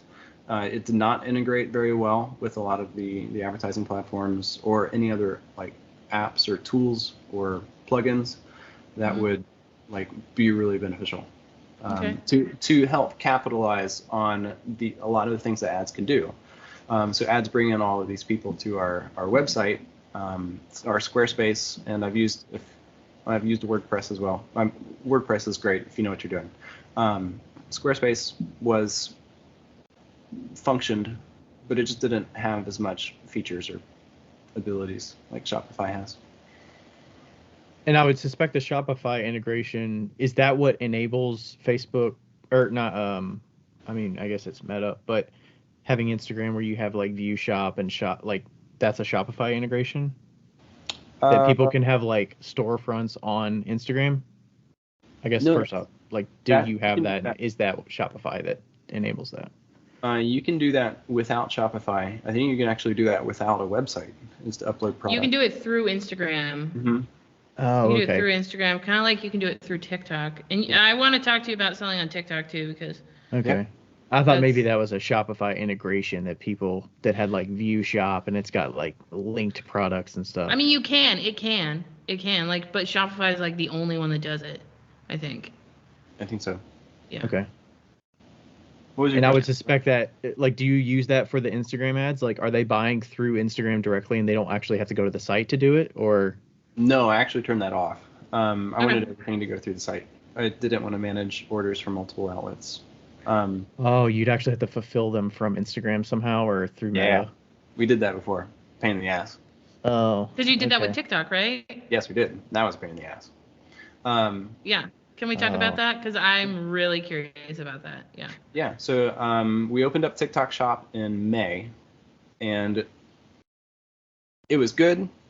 It was a big learning curve because it was like its own separate like back-end platform, and running all of those orders through our pre-built systems for Shopify and Squarespace, it was just complicated. TikTok didn't give you customer information before you printed the label. So there was no way for us to write. Yeah, great. Yeah, nice. That made things tricky for how we operated. And they also required sellers to ship the product within 3 days of the order being placed. Heard of that. That was also a hurdle. So what we ended up having to do is, because we relied on decals so much for our imagery, we just created one mug and used different glazes, and then we could create backstock of mugs in different glazes. And when orders came in, we would decal fire, because the decal firing it's just 1400 degrees. We could get them out we could do at least one decal kill in a week, and so we could maintain our 3-day shipping window most of the time. That was a hassle though. So that sounds awful. It was pretty bad. We did it because it was bringing so many people in. But what we did that made that better was Shopify, thank God, had a plugin called SKU IQ, and SKU IQ will sync your TikTok shop to Shopify orders. So now everything is funneled through Shopify. And we don't have the 3-day window anymore, and we get the customer data right away. Is Becca gonna have to switch to Shopify this year? Fuck. What do you want now? Because you're less than TikTok, or you want to get back into it, or what?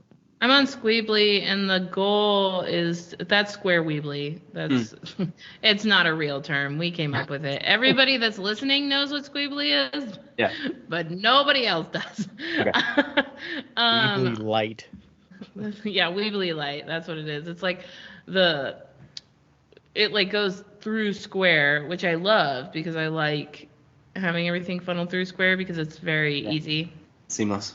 I know. It's super seamless and. Just saying, Shopify has a POS card. Oh, I know. I know. I've got so many friends that have Shopify things, and I've never done it just because it took me so fucking long to get the Squeebly thing done, and then it was like way more expensive, because every time I try to do something on my website, I fail. Like, I don't fail, but I just it just goes away, and I don't actually ever use the website. Yeah. So it's easier just to pay the cheapest price. But yeah, so I've like gone back and forth with Shopify, and this year the goal was to get on TikTok Shop. I already signed up for it. I just haven't done it. And actually, I signed up for it because of you. And She's following you a lot, Will. I guess. I mean, I'll say it's not what it was. It's not what it was. Well, and I think with my reach, it's just and complicated, or the actual like people buying and actually getting the results from it. I'll say I think it's more like just customer sentiment, or like TikTok audience sentiment is more like, I'm really sick and tired of TikTok pushing all of these shop videos to my feed. And so I don't think it's not working. I think it's just a lot of people are just kind of tired of it. Yeah. It's and I don't have any hope for TikTok anyway, because like I have 200,000 followers and like 5 views on a video. So I mean, like it's something upside down there. So I just like, whenever I even try, I'm like, fuck this shit. Is it just like what have you done for me lately on there? So you have to just build that back up, and it's like, I tried, man. I tried to like post like once a week for a couple weeks, and it just didn't fucking work. And I guess I'm just not as cute as I used to be. You know. I'm kidding. I just don't have I think I just don't have the same type of content that I used to have, so it's not as interesting, you know? And like, I'm not as interested anymore. Like, fuck it. I'm like done. Mentally, physically done. And so I think that it's like cats, you know? Like, cats know if you like hate them or not. That's how TikTok is towards me. You just sense it. They can sense it. But at the end of the day, like like we were talking about earlier, like happiness is top priority. Like if none of this the effort of making you happy at the end of the day, you can down. Like what if you utilize that Facebook back at like get that resurgence that Facebook and do the ads on Facebook? Like, is that a possibility? Maybe. It's you know, I used to have all of my business just because of community. It used to be community. Yeah. And that kind of like went away when I left the community. And so it's been just like a building up of that. This year's goal is wholesale, but you know, so that's this year's goal. But I'll always hate it. Like, they'll always know.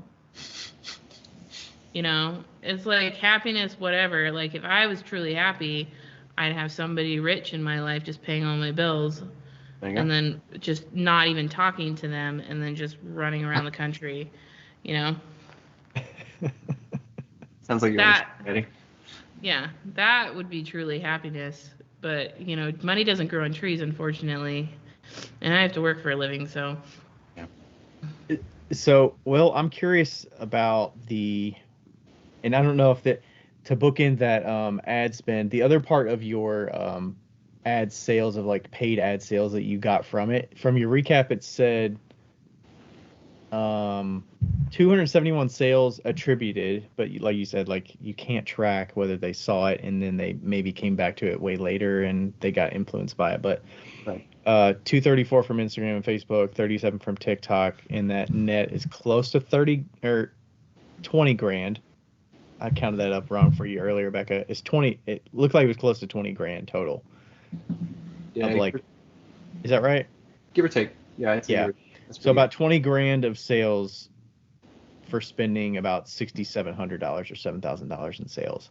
Yeah. In paid ads. So. Dude, nice. Is getting more money than I am. Can I come work for you? Would you say it's getting more money than you are? It says assistant payroll, $28,639. How many people do you have working for you? That's spread out. I'll do the work for all of them. We've had some changeover this year. Jackson went to grad school. We had another, Karis was a production assistant. She moved to Asheville. So right now we have 2 employees. Sam McKelvey she works with me, not full time, she's getting close there. She's probably like 25, 30 hours a week. And then we have another, Beth. She's been a production potter before. She works with us now, and she's just Monday and Friday for like 9 to 1. Does she throw for you? No. Beth. Are you the only thrower? Sam will throw every now and then. Sam helped me a lot with plates. We had a restaurant order last year. She threw about 200 plates. But since that plate order ended, we've really stopped making anything other than mugs. And I've been the mug person. So Beth manages the studio. She'll keep our glazes stocked or clay prepped. Things clean and reclaim going. And Sam she's really a customer service and order fulfillment. So after the mugs are made, she will sand, clean, glaze, fire, decal, ship. Yeah. And that leaves, yeah. And other things. So one thing we're really excited for 2024, and with Sam's experience, she used to be an art teacher. So she has a lot of contacts in the education and kind of like fundraising art realm. We're going to open a Greenville chapter of Empty Bowls Project. I don't know if you're familiar. Yeah, we do Empty Bowls here in Cincinnati. That's cool. Yeah, so she's heading up our.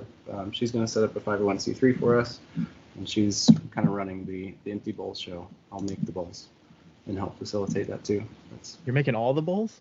No, what we're going to do. You're going to facilitate like throwing events or something. Yeah, throwing events. We'll definitely make some. Yeah. Idea for the empty bowls, because I've seen this in other places, and I just thought I'd put it out there. Leavenworth used to do an empty bowls, and it was so freaking cool because they got the entire community involved, not just the potters. So they'd make the bowls and they'd hand them to artists, and then those artists would paint on the bowls, and then they would auction off the artists' bowls. They would have the regular bowls and everything, but they'd do an online auction for those bowls, and they were phenomenal. Like, we're talking like painters that should be in museums, phenomenal. So they're just painting with underglaze, and then you are they just give them the underglaze. Yep, they just give them the underglaze, and then they clear glaze on top of them. And oh my God, they were so amazing. That was the coolest way to do empty bowls, in my opinion. That's really good. I'm gonna steal that. I told you so you would steal it. So. Well, thank you for letting me steal it. You're welcome. Yeah, this past year, I think this is going to be our 25th year doing it. Oh, cool. For the clay lines, and this past year we did a little something different, which is we had people submit bowls, and then we kind of like put them head to head in like a bracket March Madness sort of thing. Oh, that's fun. How'd that work? To get to like a winning bowl. We were planning on like taking the winning bowl and like putting it up for an auction, like to get more funds for it, versus just you could purchase it for the same price as every other bowl. Yeah, would be a interesting way to like get people traction, to get ticket sales, and also, have them possibly be able to get that bowl or the other bowls that lost, that they were like, oh, I was really excited about that one. But now for that method, was there a fear that winning bowl or the winning like top 5 would kind of like eclipse the sale of the ones that didn't, or is that like not a concern? No, the main reason we did that was to try to get people to submit intriguing bowls that were different than just a production bowl that was just an everyday thrown bowl that has a simple glaze on it. Yeah. It was kind of a way to try to get more people involved to submit. It was a little tough because I think we only ended up with like 8 or 9 submissions, but. It's kind of a building block so that we can do it better next year. And, you kind of need people involved that have that skill set to run the bracket and do the Instagram and like count up the votes and put them on Facebook and put them on, so Absolutely. It's kind of a lot to keep up with, but there's a lot of options. I mean, the more time you do it, and then you figure out like, how many bowls do you actually need. I think we're to a point where like every year they have overflow, but they try to get like 400 new bowls every year. Okay. Or 600 or something like that. It's like a lot of bowls. I mean, unless you have a really good outreach, I don't think you'll need 400. It seems ridiculous, but I don't know. Maybe. Like this past year, we raised $14,000 for empty bowls for that event. Yeah. Well, that's really so 14,000. We talked to somebody who does the empty bowls in Spartanburg, and they pretty much said like that exact number was what they've been able to generate. So it's interesting. It seems to track. Yeah. I mean, it has a lot to do with the ticket sales. Like we didn't sell out the previous year, but we did this year. We have 2 seatings of 150, so 300 tickets, and we sold out at 30. I want to say they're $30 a ticket or $35 a ticket. I can't remember. Who makes the food? It gets provided by, there's 2 chefs that do it. So it's all voluntary donations of the food that gets made. I bet you there's some good fucking food in South Carolina. Yeah, there is. Yeah, you could probably get some like people that are willing to like do community service. Yeah. Like give to the community and like, can you imagine having gumbo instead of soup? Yeah, I think usually what they do is I think they usually have a veggie chili, like a lentil chili, and then they have some kind of a basic like chicken noodle thing, and then they might have like another chili or something, because it's usually in November, so it's the winter time or start of winter and soup season. Yeah. I would have spaghetti. Just a bowl. They're just scooping out spaghetti and meat sauce. Sounds delicious. This is completely not related. Well, it is related, but it's not related. We used to have it was an untalented talent show at my church when I was growing up called the Night of Joy. And and then we'd have a chili cook-off. It would be a competition. And people would go and instead of like getting bowls and then just like getting one thing of chili and then coming back for another thing of chili, people would use muffin tins, and that's what they would get all their chili in, so they could get like 12 different types of chili. They just walked around with a muffin tin to like get the samples? Yes, just walk around with a muffin tin and just eat your chili out of muffin tin. I just wanted to, Nice. That's pretty clever. It is. Even though you're going to be sampling at least a dozen different types of obviously chilies. A chili competition would be a really fun empty bowls thing too. That would be. Yeah. There was an idea at one point that we never did it because it was like 2 events is a lot, but if there were some in the summer, you could do like an ice cream social, so you get like an ice cream bowl or like something like that, so it's a little bit more seasonal. Yeah. But I like that.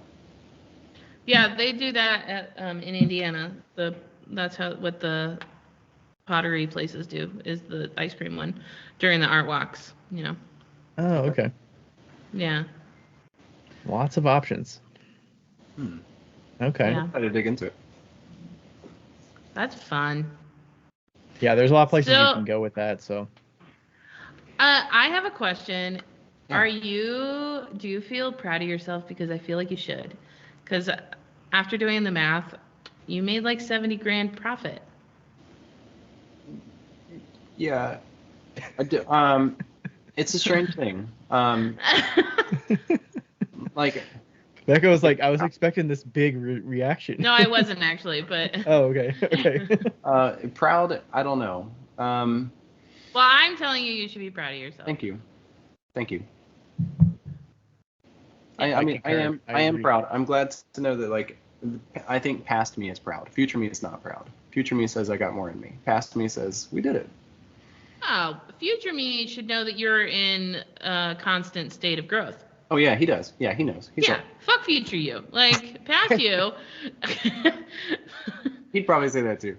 I mean, even if you just knew the advertising, like, nugget this huge gold nugget that you figured out, and like all of this iteration you went through to find those successes, just with that, seems like it's going to benefit you for years. Oh, for sure. Yeah, like I think marketing and ad spend, like that's a skill set that I feel like would benefit anybody who wants to sell something. Like, there are, as running a business, there's really 4 main ways you can let people know about the thing that you have, and that's organic content on social media, it's paid content on social media, telling, like, affiliates, and like people, your customers, who are going to refer people to you. Or just like one-on-one, like cold call, like talking to people. But it's just a method. Like, it's just one of the ways that you can tell people about your stuff.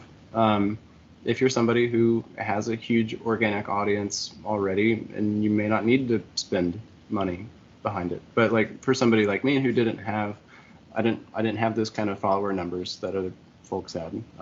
So one of the methods that I chose was to learn the skill of how to make the money I put behind the content make more money.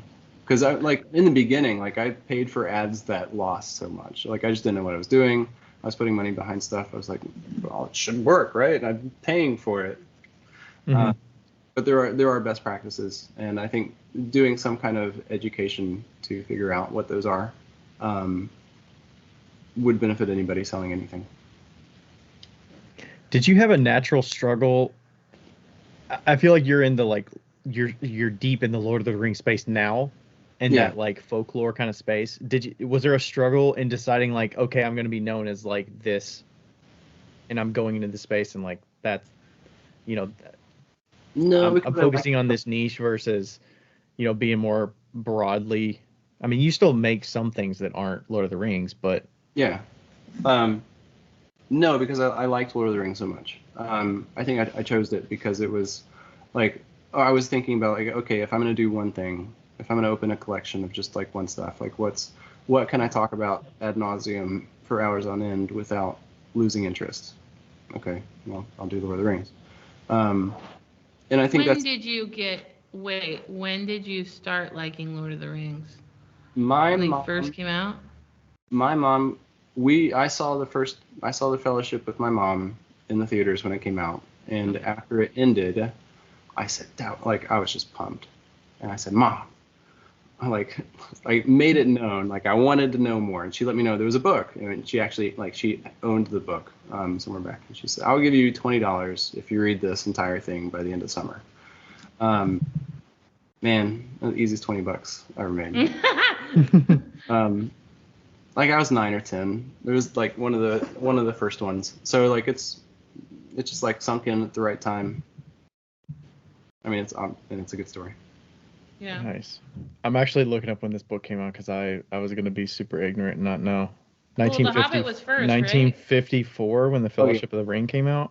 Yeah, the book was. It's been around. It's been around. Was The Hobbit before the Fellowship? I think it's 1939. Yeah. After, yeah. 1937. The Hobbit's a fun book to listen to. Yeah, it is. There's actually, if you're really interested in probably the best, I've gone through all of the recordings and versions. The best audio recording that I found is actually free on, it's on Spotify. Oh, Spotify. Yeah.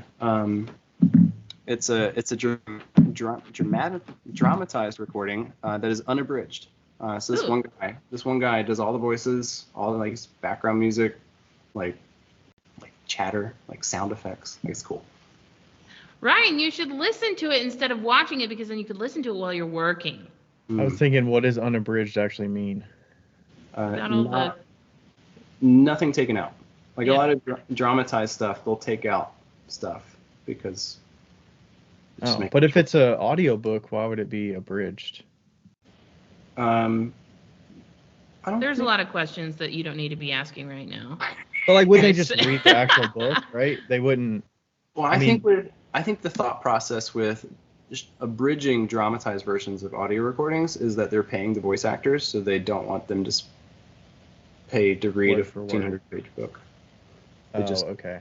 They just kind of give the gist, and That's my head knowledge. It could be different reasons. I don't know. I'm not an audiobook. Or it probably comes across a certain way when you actually have a voice to it versus reading it on a page and putting that voice in your head or something like. Yeah, definitely answer my version. I definitely cut you off from what you were gonna say, and I assume that you forgot what you were gonna say, and I apologize. You were asking him when he first liked it. I know, but that's when I cut him off, and I'm so sorry. He said he went to the theater with his mom and saw the first one. I know, but like that's the answer to when I cut him off. Like he was saying something business-wise beforehand, and I just got really excited, and That's okay. You get my ADD mind going on Lord of the Rings, and there's very little coming back. So I do have another question though. That's kind of if Lord of the Rings didn't exist at all, what would be second fave? Second fave? I don't know. I feel like after Lord of the Rings, it's just like a conglomerate tie with a bunch of stuff. Harry Potter. I noticed that was one of your things. Yeah, we've got a couple. I'm just with my collections that I'm releasing. It's really just digging up all of my childhood interests by bit until eventually sometime we'll reach present day. Harry Potter, Star Wars. I love like classic lit stuff. Count of Monte Cristo. Oh, nice. It's like if I have a yearly reread, that's one of them. Do you like Hitchhiker's Guide to the Galaxy? Yeah, I do. Yeah. It's not like top 10, but it's a fun read. It's a fun. You're more of a reader than a watcher. Yeah. Yeah. Yeah. For sure. Have you ever read this is way the fuck out there, but have you ever read Fear and Loathing in Las Vegas? I haven't read it. I did watch that one though. You should read it. It's great. It's so good. I'm trying to picture what the front of that looks like. Is it the one that looks like it's got the melting face on it? Yeah. Like smoking a cigarette and like a convertible. It's like all about drinking and doing drugs in Las Vegas in like the 50s or something. Or 60s, somewhere in there. Yeah. Awesome. It's so good. Anyway, that's not in your genre at all, but it's fucking hilarious. The movie's good. Yeah. I'll read the book. Add it to my I had to watch the movie in order to work at Sherwin-Williams. Really? Yeah, my boss made me. Oh, okay. I was thinking that's a strange. Not the company. Before you start, we need to have a conversation. But my boss was like, you need to watch this movie before we even get along. Let's go. Sounds like we need to have that conversation with Ryan about a few different movies. Man. No shit. I mean, he thinks Halloween is good. Like, he thinks the movie Halloween is good. It's fucking awful. It's one of those nostalgia movies. I don't know that I would say it's good. His favorite movie of all time is My Cousin Vinny. And that's not my favorite movie. Field of Dreams is my favorite movie. Well, okay. Field of Dreams. But, like... I like My Cousin Vinny. I like Back to the Future, Raiders of the Lost Ark. I like that. I like that. I couldn't even, like... I didn't even watch Hitchhiker's Guide to the Galaxy with him. I had to watch it with Rachel because I knew that he'd be like, what are we watching? Why are we watching this? This is dumb. And guess what? He comes in like halfway through. He's like, what are they doing? This is dumb. You knew it. So, yeah. I don't know. I would say the thing that's most close to that I enjoy, that I have seen, that I liked was Chronicles of Narnia. I like the first one. Yeah. I don't know that I watched the other ones, but I've seen that one and I was like, okay, this is probably like kind of adjacent to those. Yeah, absolutely. Yeah. Like the fantasy realm. It's for sure in the fantasy realm. Fantasy realm is actually not my favorite. To be completely honest, I hated Lord of the Rings when it came out. Like the first time I watched it, not my cup of tea. But one of my best friends was like addicted to it. So I've seen it a bajillion times. So it just kind of grew on me. And I also hate Elijah Wood's face. He is like the most awkward human being on the face of the planet and not a fan. So I can respect those opinions. Yeah. But I do like it overall. good. And I'm not one of those people who joking aside, like if you never watch Lord of the Rings, it's not gonna change my life a jot. Right. You're not like, your quest is not to make me watch it, and Right. because I'm probably not gonna love it as much as you do. So Right. I'm just gonna disappoint you. Yeah, like people have their preferences and their likes, Yeah. and I'm not gonna shove mine down your throat. Yeah. Yeah. But if you want some, if you like Lord of the Rings and you want a mug, I got some. Yeah. I got him. Yeah. So I suspect a lot of your stuff has been done made to order versus the shop drop method. Have you done some of both? Have you done some pre-order? Like, I know you've done some pre-orders, but like, what are the kind of differences in like what you prefer of those different options?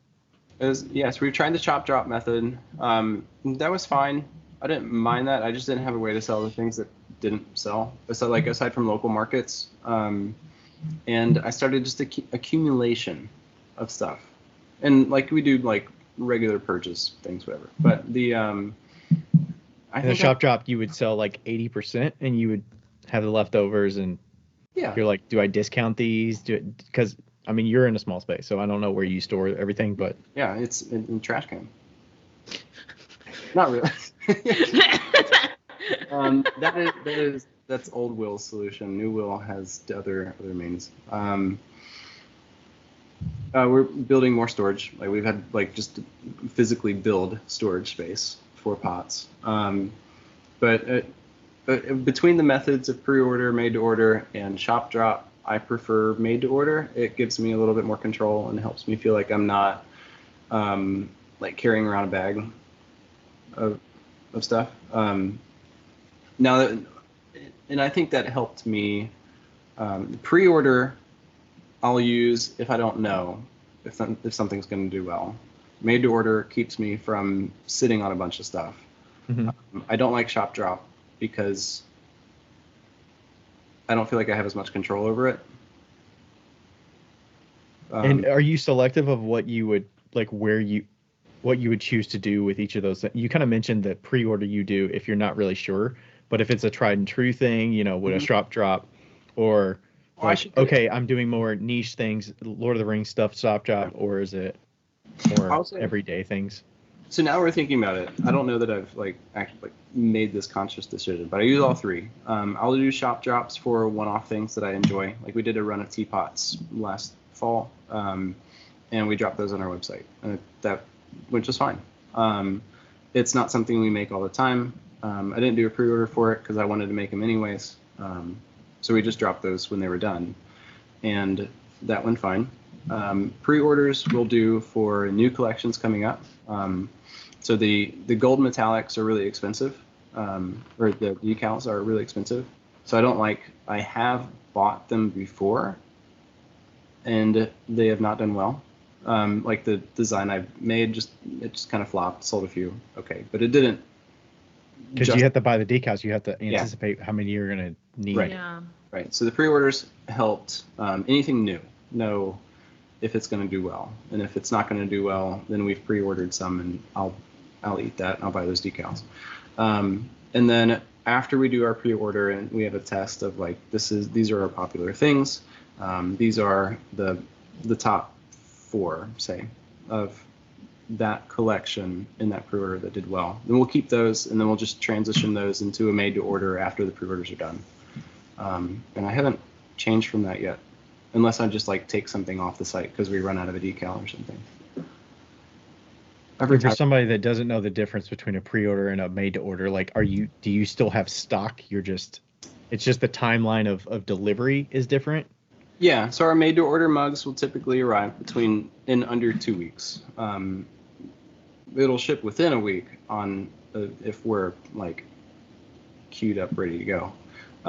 Sometimes that happens a little faster. We do keep mugs on hand. I'll just throw blank mugs, and then we have our 6 glazes that we use, and then decals or different decals will go on top of those 6 glazes. So with just having really one product or mug, we can have quite a big product line, and then with different collections of different illustrative styles or illustrative subjects, we can target different people who have different interests. So we have our Ted Lasso collection. Is probably the farthest removed from anything else that we have on our site. And we sell a good bit of Ted Lasso stuff. Ted Lasso's funny, I hear. Yeah, he's pretty good. Yeah, it's good. Yeah. Becca, is that the only thing you use that blue glaze on? No. So the blue glaze we use for several of our Lord of the Rings designs. We also use it for our Harry Potter Ravenclaw mug. So I try to pick colors that will suit different collections well. Do most of them have the gold decals, or? Not all. We're actually we're gonna start offering just more like standard color decals more this year. Most Are of you the getting a printer? Yeah, we're getting a printer. Should be here tomorrow. Oh shit. Okay.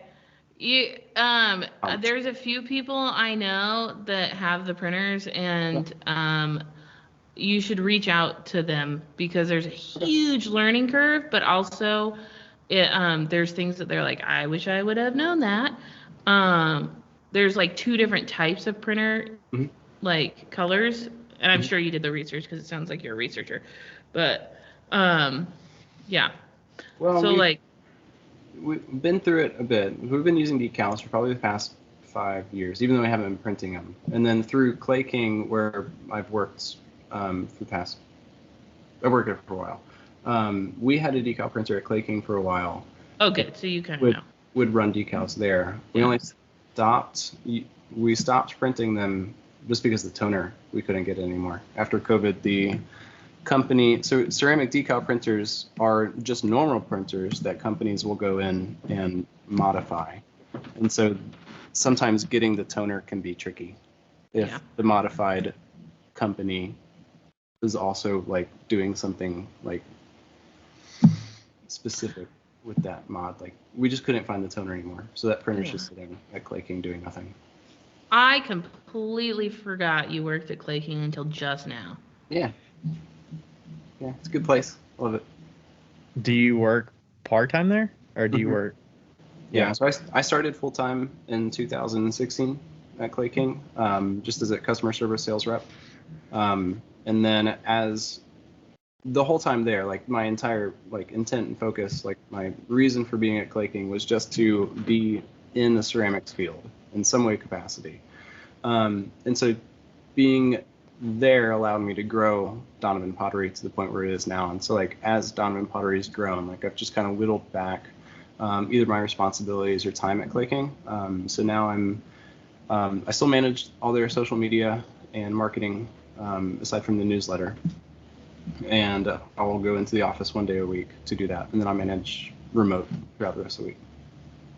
How many hours is that in total? I'm 8 to 9 in the office. I don't schedule out the rest of the day, but probably an hour or 2 each day, answering comments, DMs, messages, putting up posts. Nice. The social media can bloat significantly if you, if you don't have the boundaries on it. Yeah, it really can. But it's good work, awesome. and it keeps me plugged into Clay World. I enjoy it. And it gets you a ticket to NCECA. Yeah, we'll be at NCECA. Yeah, luckily it's a little closer this time for you. I mean, you guys coming here? Yeah, we're coming. Cool. We have to.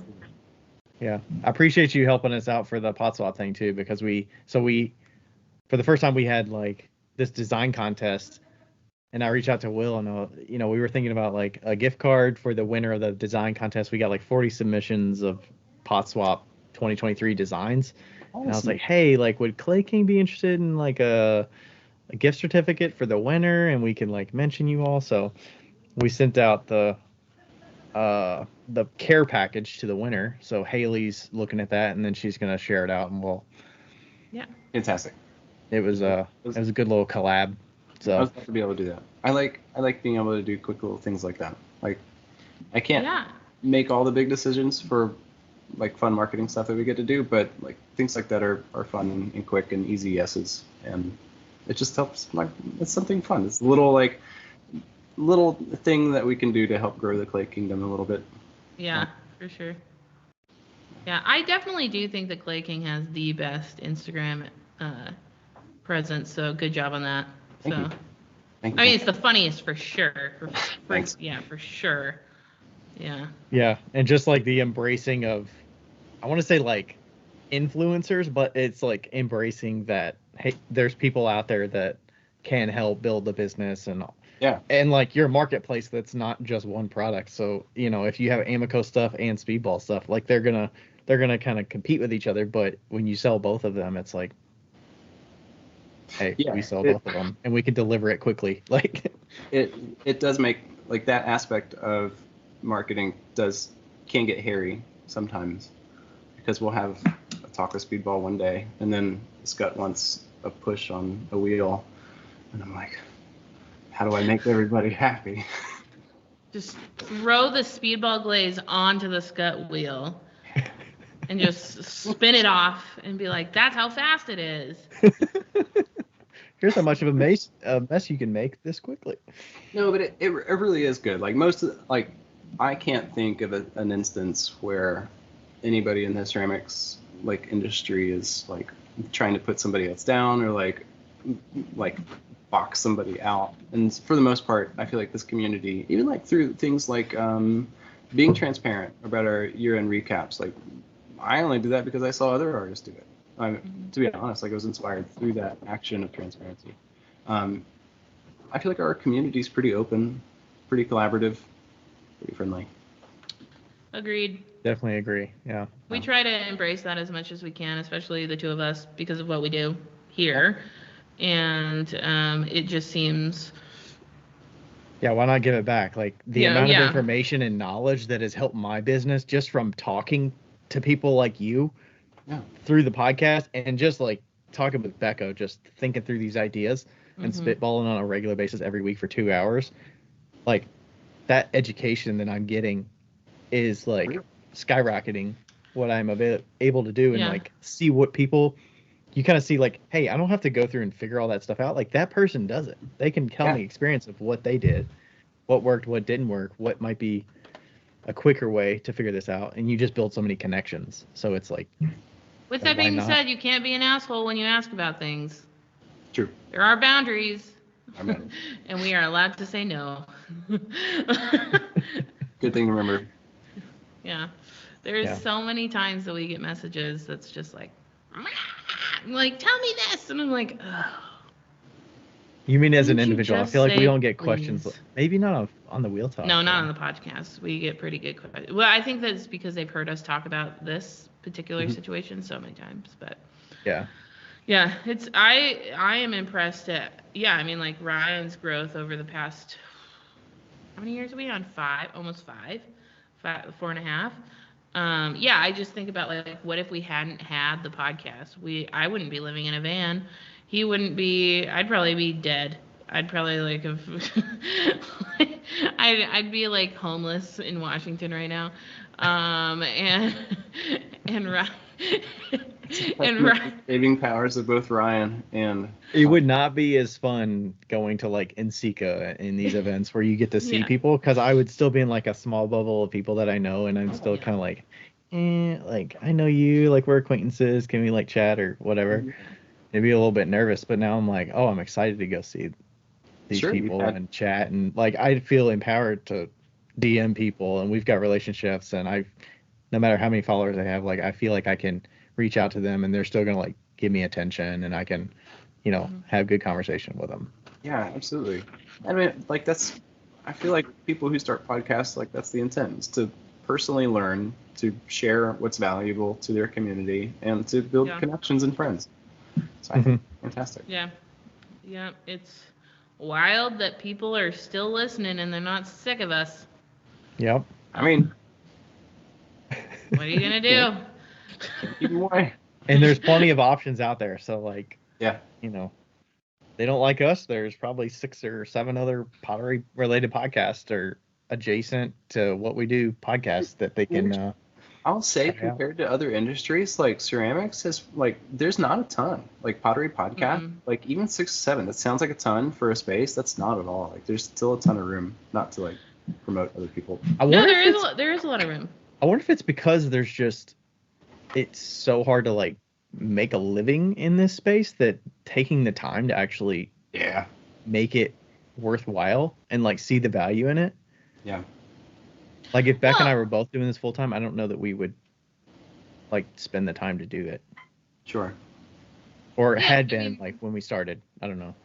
Yeah, I mean like it's hard too, and like we've very specifically chosen to not make it as much of a job for both of us, because like it can turn into an absolute like job, you know? Like we have a friend that started a podcast a while ago, like long time ago, and it ended, but they put a lot of effort into it, you know, and it was great, but like it kind of like fizzled off because of that. Sure. And some of that's just life changes and circumstances. It's like it's good for that period of time of your life, but when I didn't have the access to the studio and stuff, like I played a ton of video games after college, and I was just like that's how I like to spend my time. But now that I have access to studio, and like that consumes my time, so you just kind of shift things based on your life circumstances and what needs your focus. So like people have kids or whatever, it's like you're gonna have to shift something, Just one or two things. I mean, you're like hardly affects your life at all. Yeah. To be able to do, me and Ryan both don't have kids and don't plan on it, but like to be able to do this job full time, and I don't know if your wife has a job or anything like that, but like to be able to support yourself and your whole family with or without a second income coming in is unbelievable. And having assistants that you have to pay and rely on and everything. That is what most people hope that they can do. And then when they try, they're like, oh no. I mean, it's a ton of work. But I mean, honestly, like I am lucky. My wife, she does work. But without her, like I wouldn't be able to do this. She teaches, but like her involvement with the lives of our kids, with honestly keeping my boundaries out of the studio as much, because if given to me, I would just hyper focus on being here. I would just be like a little studio golem. And so like she's fantastically helpful to me. And I know when I was speaking back to past me, trying to look ahead and see through the veil of what's possible. That's the other thing that other people like have is help or assistance in some way, whether it's a secondary income or another pair of hands. So there's all kinds of ways to make this life work, no matter what life you have. There's ways to do it. It's definitely it's a ton of work, but I think anything is the time you spend to pursue a career in any other avenue would be equal work, maybe.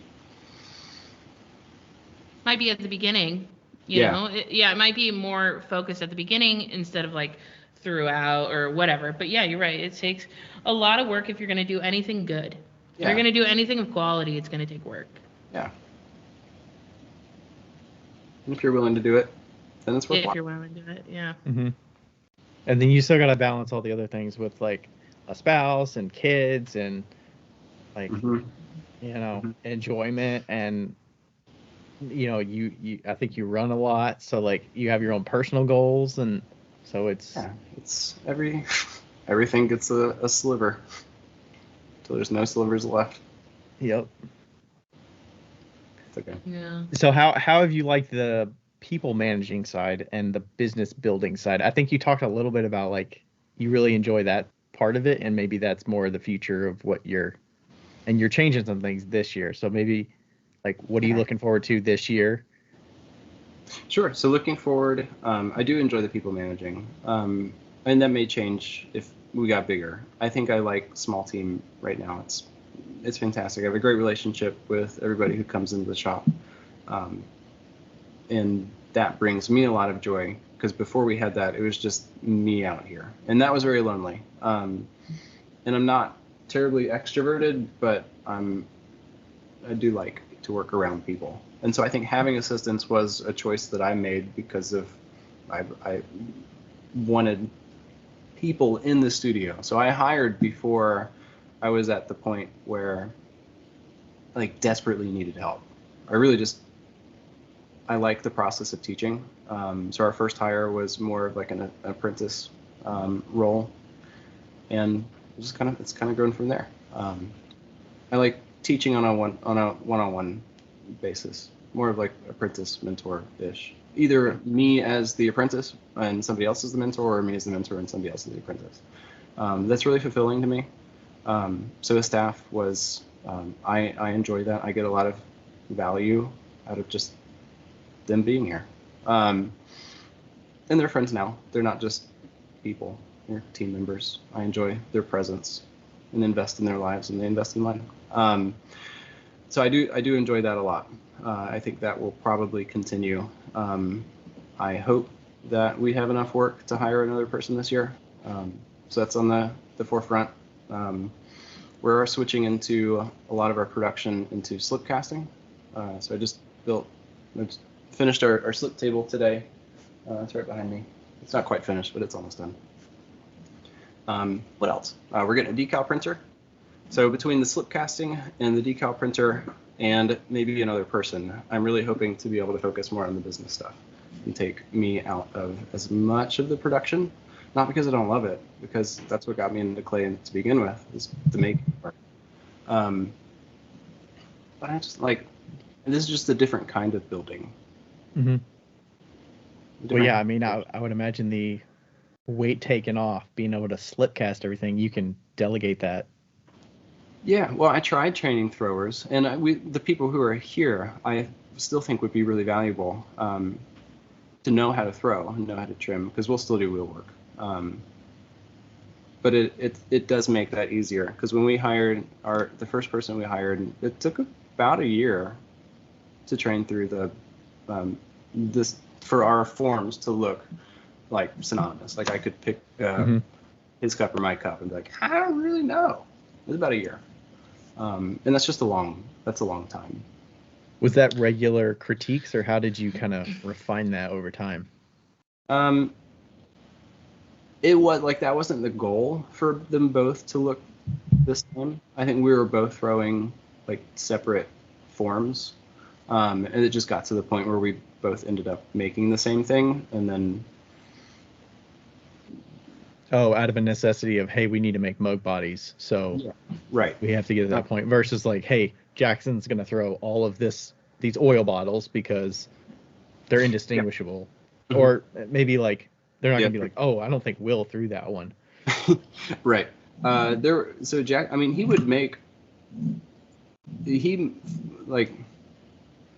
sorry, I'm trying to collect my thoughts. Jackson would throw oil bottles mainly for our farmers markets and in-person shows. He would do other things as well, but he would produce inventory for our local markets, and in addition to what I was making. But we would just make separate things. So when people picked up the different things, as long as it had the same glaze, it was under the same tent, most people weren't thinking, like, oh, did Will make this? And even if they did have that question, for the customer's mindset, I had a big hurdle of saying, like, asking somebody to make something for me, even though I was paying them. It was just like I didn't do it. Mm-hmm. Even like the handles and stuff, they were doing the handles. Mm-hmm. Yeah. I feel like the handle would be the hardest part to let go of. That was tough. That's why we switched to extruded handles instead of. That's that's most production people do extruded handles. Yeah. Yeah. I would imagine. Yeah. We all did. We had at one point 3 different people doing pulled handles, and it was always clear who made which handle.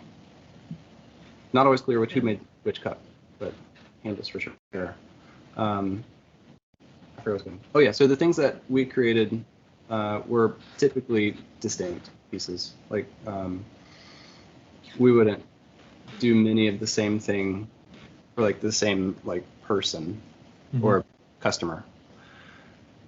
But I think would you be at the show selling those things, or was he also or somebody else selling at the farmers market? It could be both. We both ran it. We split up the farmers market schedules. He probably took the majority a few years, and then I took the majority this past year. And then there were times where he can't make it. I'd show up. I can't make it. He'd pop in. Yeah. This is something I was thinking of. Do you pay them the same as if they're in the studio versus at the farmer's market, or do you have different rates, or like a flat rate, or how did you decide on that? Same hourly rate, and then at any event that they're at, they get 10% commission of anything that sells. That's a good system. Yeah, and so like he'd make bank. Like he'd do really well on several markets for a Saturday's work. Like, typically they're 4-hour markets. And yeah. Nice. Okay. Yeah. That's pretty sweet. And yeah, trying to figure that out was different. There was a few different. There's been many different like mental barriers that I've had to break through to be able to access that next. Like if you're thinking like a baseball bat, like that, inching your hands down the handle for that extra bit of leverage. Mm-hmm. I've had to like break through a lot for each of those things. So like having people make pots that were sold under Donovan Pottery was one. Paying for ads was one.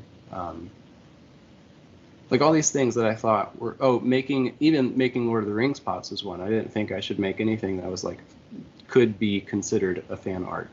All of these like things that I feel like we all have mental or beliefs that are limiting, that if we can just question them for a second, we can get through to something really valuable. Yeah. Yep. I like that. We should probably end on that. We're kind of pushing. Yeah, we are. 10:20. I mean, yeah, we don't really do a time limit for us personally, but like we don't want to waste your time. So like my kids are asleep. I'm good. Yeah, so hope they're asleep. Yeah, I hope so. Okay, so 2024 looking good. Sounds like you got a plan. I need to plan my goals for 2024, so I'm still figuring that out. I think I'm going to do a little bit of that ClayCon West traveling, but did you have to seek out some advice for the slip casting stuff, or is it you told me before you've done a little bit, but it's like I've done a little bit. I've been watching a lot of videos, but I've also I've been in clay for over a decade now. I feel like I can do it. Wow. I was in clay for over a decade when I tried slip casting for the first time with my best friend who hadn't been in clay at all. And let me tell you, we fucked up so bad. I know.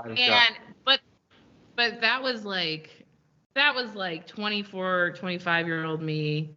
Hey, I am sure. Maybe I was 27 at the time. I know that I am. What's the word?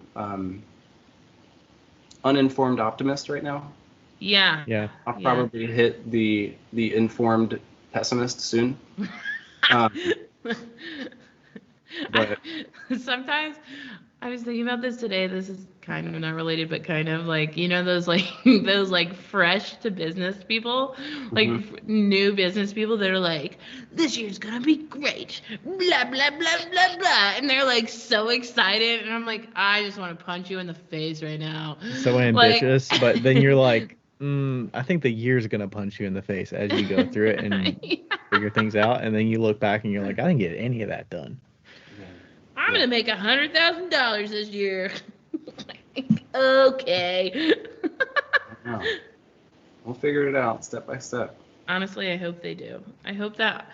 Yeah, I'm sure there's gonna be moments where you're like, to be good for somebody. You're doing it, and then you're like, at what breaking point are you like, okay, we still need to be making the mug bodies. Like, we're gonna figure it out, but we still need to make like. Oh yeah. 90% of them are thrown, and then you're like, okay, we're figuring it out. We get like little tests, and then we're gonna have to feather them in. Yeah. And I believe in you. I've got us through March to figure this out. At least, like, I'm giving myself lots of leeway through March to learn. You should take Kurt's 101 class on how to. It's in my shopping cart. Perfect. Boom. So shout out Kurt. Thank you, man. There you go. Woo. Well, yeah, you have to. I mean, it's a big reconfiguration of studio space. I don't know how many molds you expect to have, but I mean, I would guess. I mean, having other people do them, it's like. I don't know yet. I want to have at least 20. I want to be able to make 120 a week. Just cast. Well, yeah, and you're in fucking South Carolina, like the humidityest place in the whole humidity world. Like, yeah. I have an armpit. Yeah. Pretty armpit. Yeah. I still have yet to get to South Carolina and North Carolina, so maybe I'll hit you up when I go to South Carolina. I think that's the goal for this year is South Carolina and North Carolina. Yeah, we've been to Charleston. We haven't been to Greenville, though. Yeah. Anytime Charleston and Savannah. I mean, I'm not going to stay with you. You have children. But I will say hi. Not get a good night's sleep staying with us. But I have a van. I have like a traveling... I can park in front of your house. There we go. Yeah. That works. She might come by and fire some stuff in your kiln or something. Yeah, bring them home. The kids can come out of a sleepover. Give you guys a night. Hey, don't tempt me for... I will send them off in a heartbeat. As long as they don't wet the bed, I'm fine with it. Yeah, they're past that. Yeah, they're past that. Barely, but past it. Well, yeah. We'll just take everything out. You can take everything out of under my bed, and it's like you could fit like 5 children in there on the floor. Like a fort. Easy. Oh, yeah. And they'd probably love that. My God right now is insisting on sleeping on the spare dog bed next to his bed. So obviously anything that's not a bed, it's fair game. So under a bed. I slept in like one of those big horse troughs when I was like 10. You know, I was that kid too. I was just a fucking weirdo. So. In a manger? You were a babe in a manger? I was a weirdo in a manger. It's a big manger. Oh, man. Mm-hmm. All right. Well, best of luck in 2024. Looking forward to that recap at the end of the year. Thanks. And we'll have to check back in and see how all the takeaways from this will be nice to hear it like right at the beginning, and then you can see where you're at the end. I'm excited for that. I really am. Should we schedule an end of year podcast right now? And then we'll like see what the numbers are different for the report. But it kind of worked out last time. I was here a year ago. So. Yeah. We can not with me. We can bookend it a year out. We have one with Heidi too that we bookended, and yeah. So we'll keep in touch about that. Where can people find you? Instagram or TikTok are probably my 2 main pages. It's Donovan Pottery, or on TikTok it's Donovan Potts, and our website is donovanpottery.com. And that's DONOVAN? Yeah. DONOVAN. Okay. Nice. Cool. All right. Well, appreciate your time. It's been a real pleasure. Thank you so much for hosting me. Wait, don't go away because, well, we're going to say bye. Don't go away because I got to show you all these pots. Yeah. All right. Bye, everybody. Thanks for listening. Bye. Bye. Thank you. Hey, everybody. Thanks for listening to another episode of Wheel Talk. This podcast is made possible through the contributions of all of our listeners who always ask us great questions, leave us reviews, and contact with us through social media. Thanks to all the fellow makers as well who take time to be interviewed and share about their lives and businesses. And thank you to Ashley from Boldover Ceramics and Lindy from Lindy Garner Ceramics for their assistance on the Wheel Talk podcast Instagram. You are invaluable. Thank you to everybody.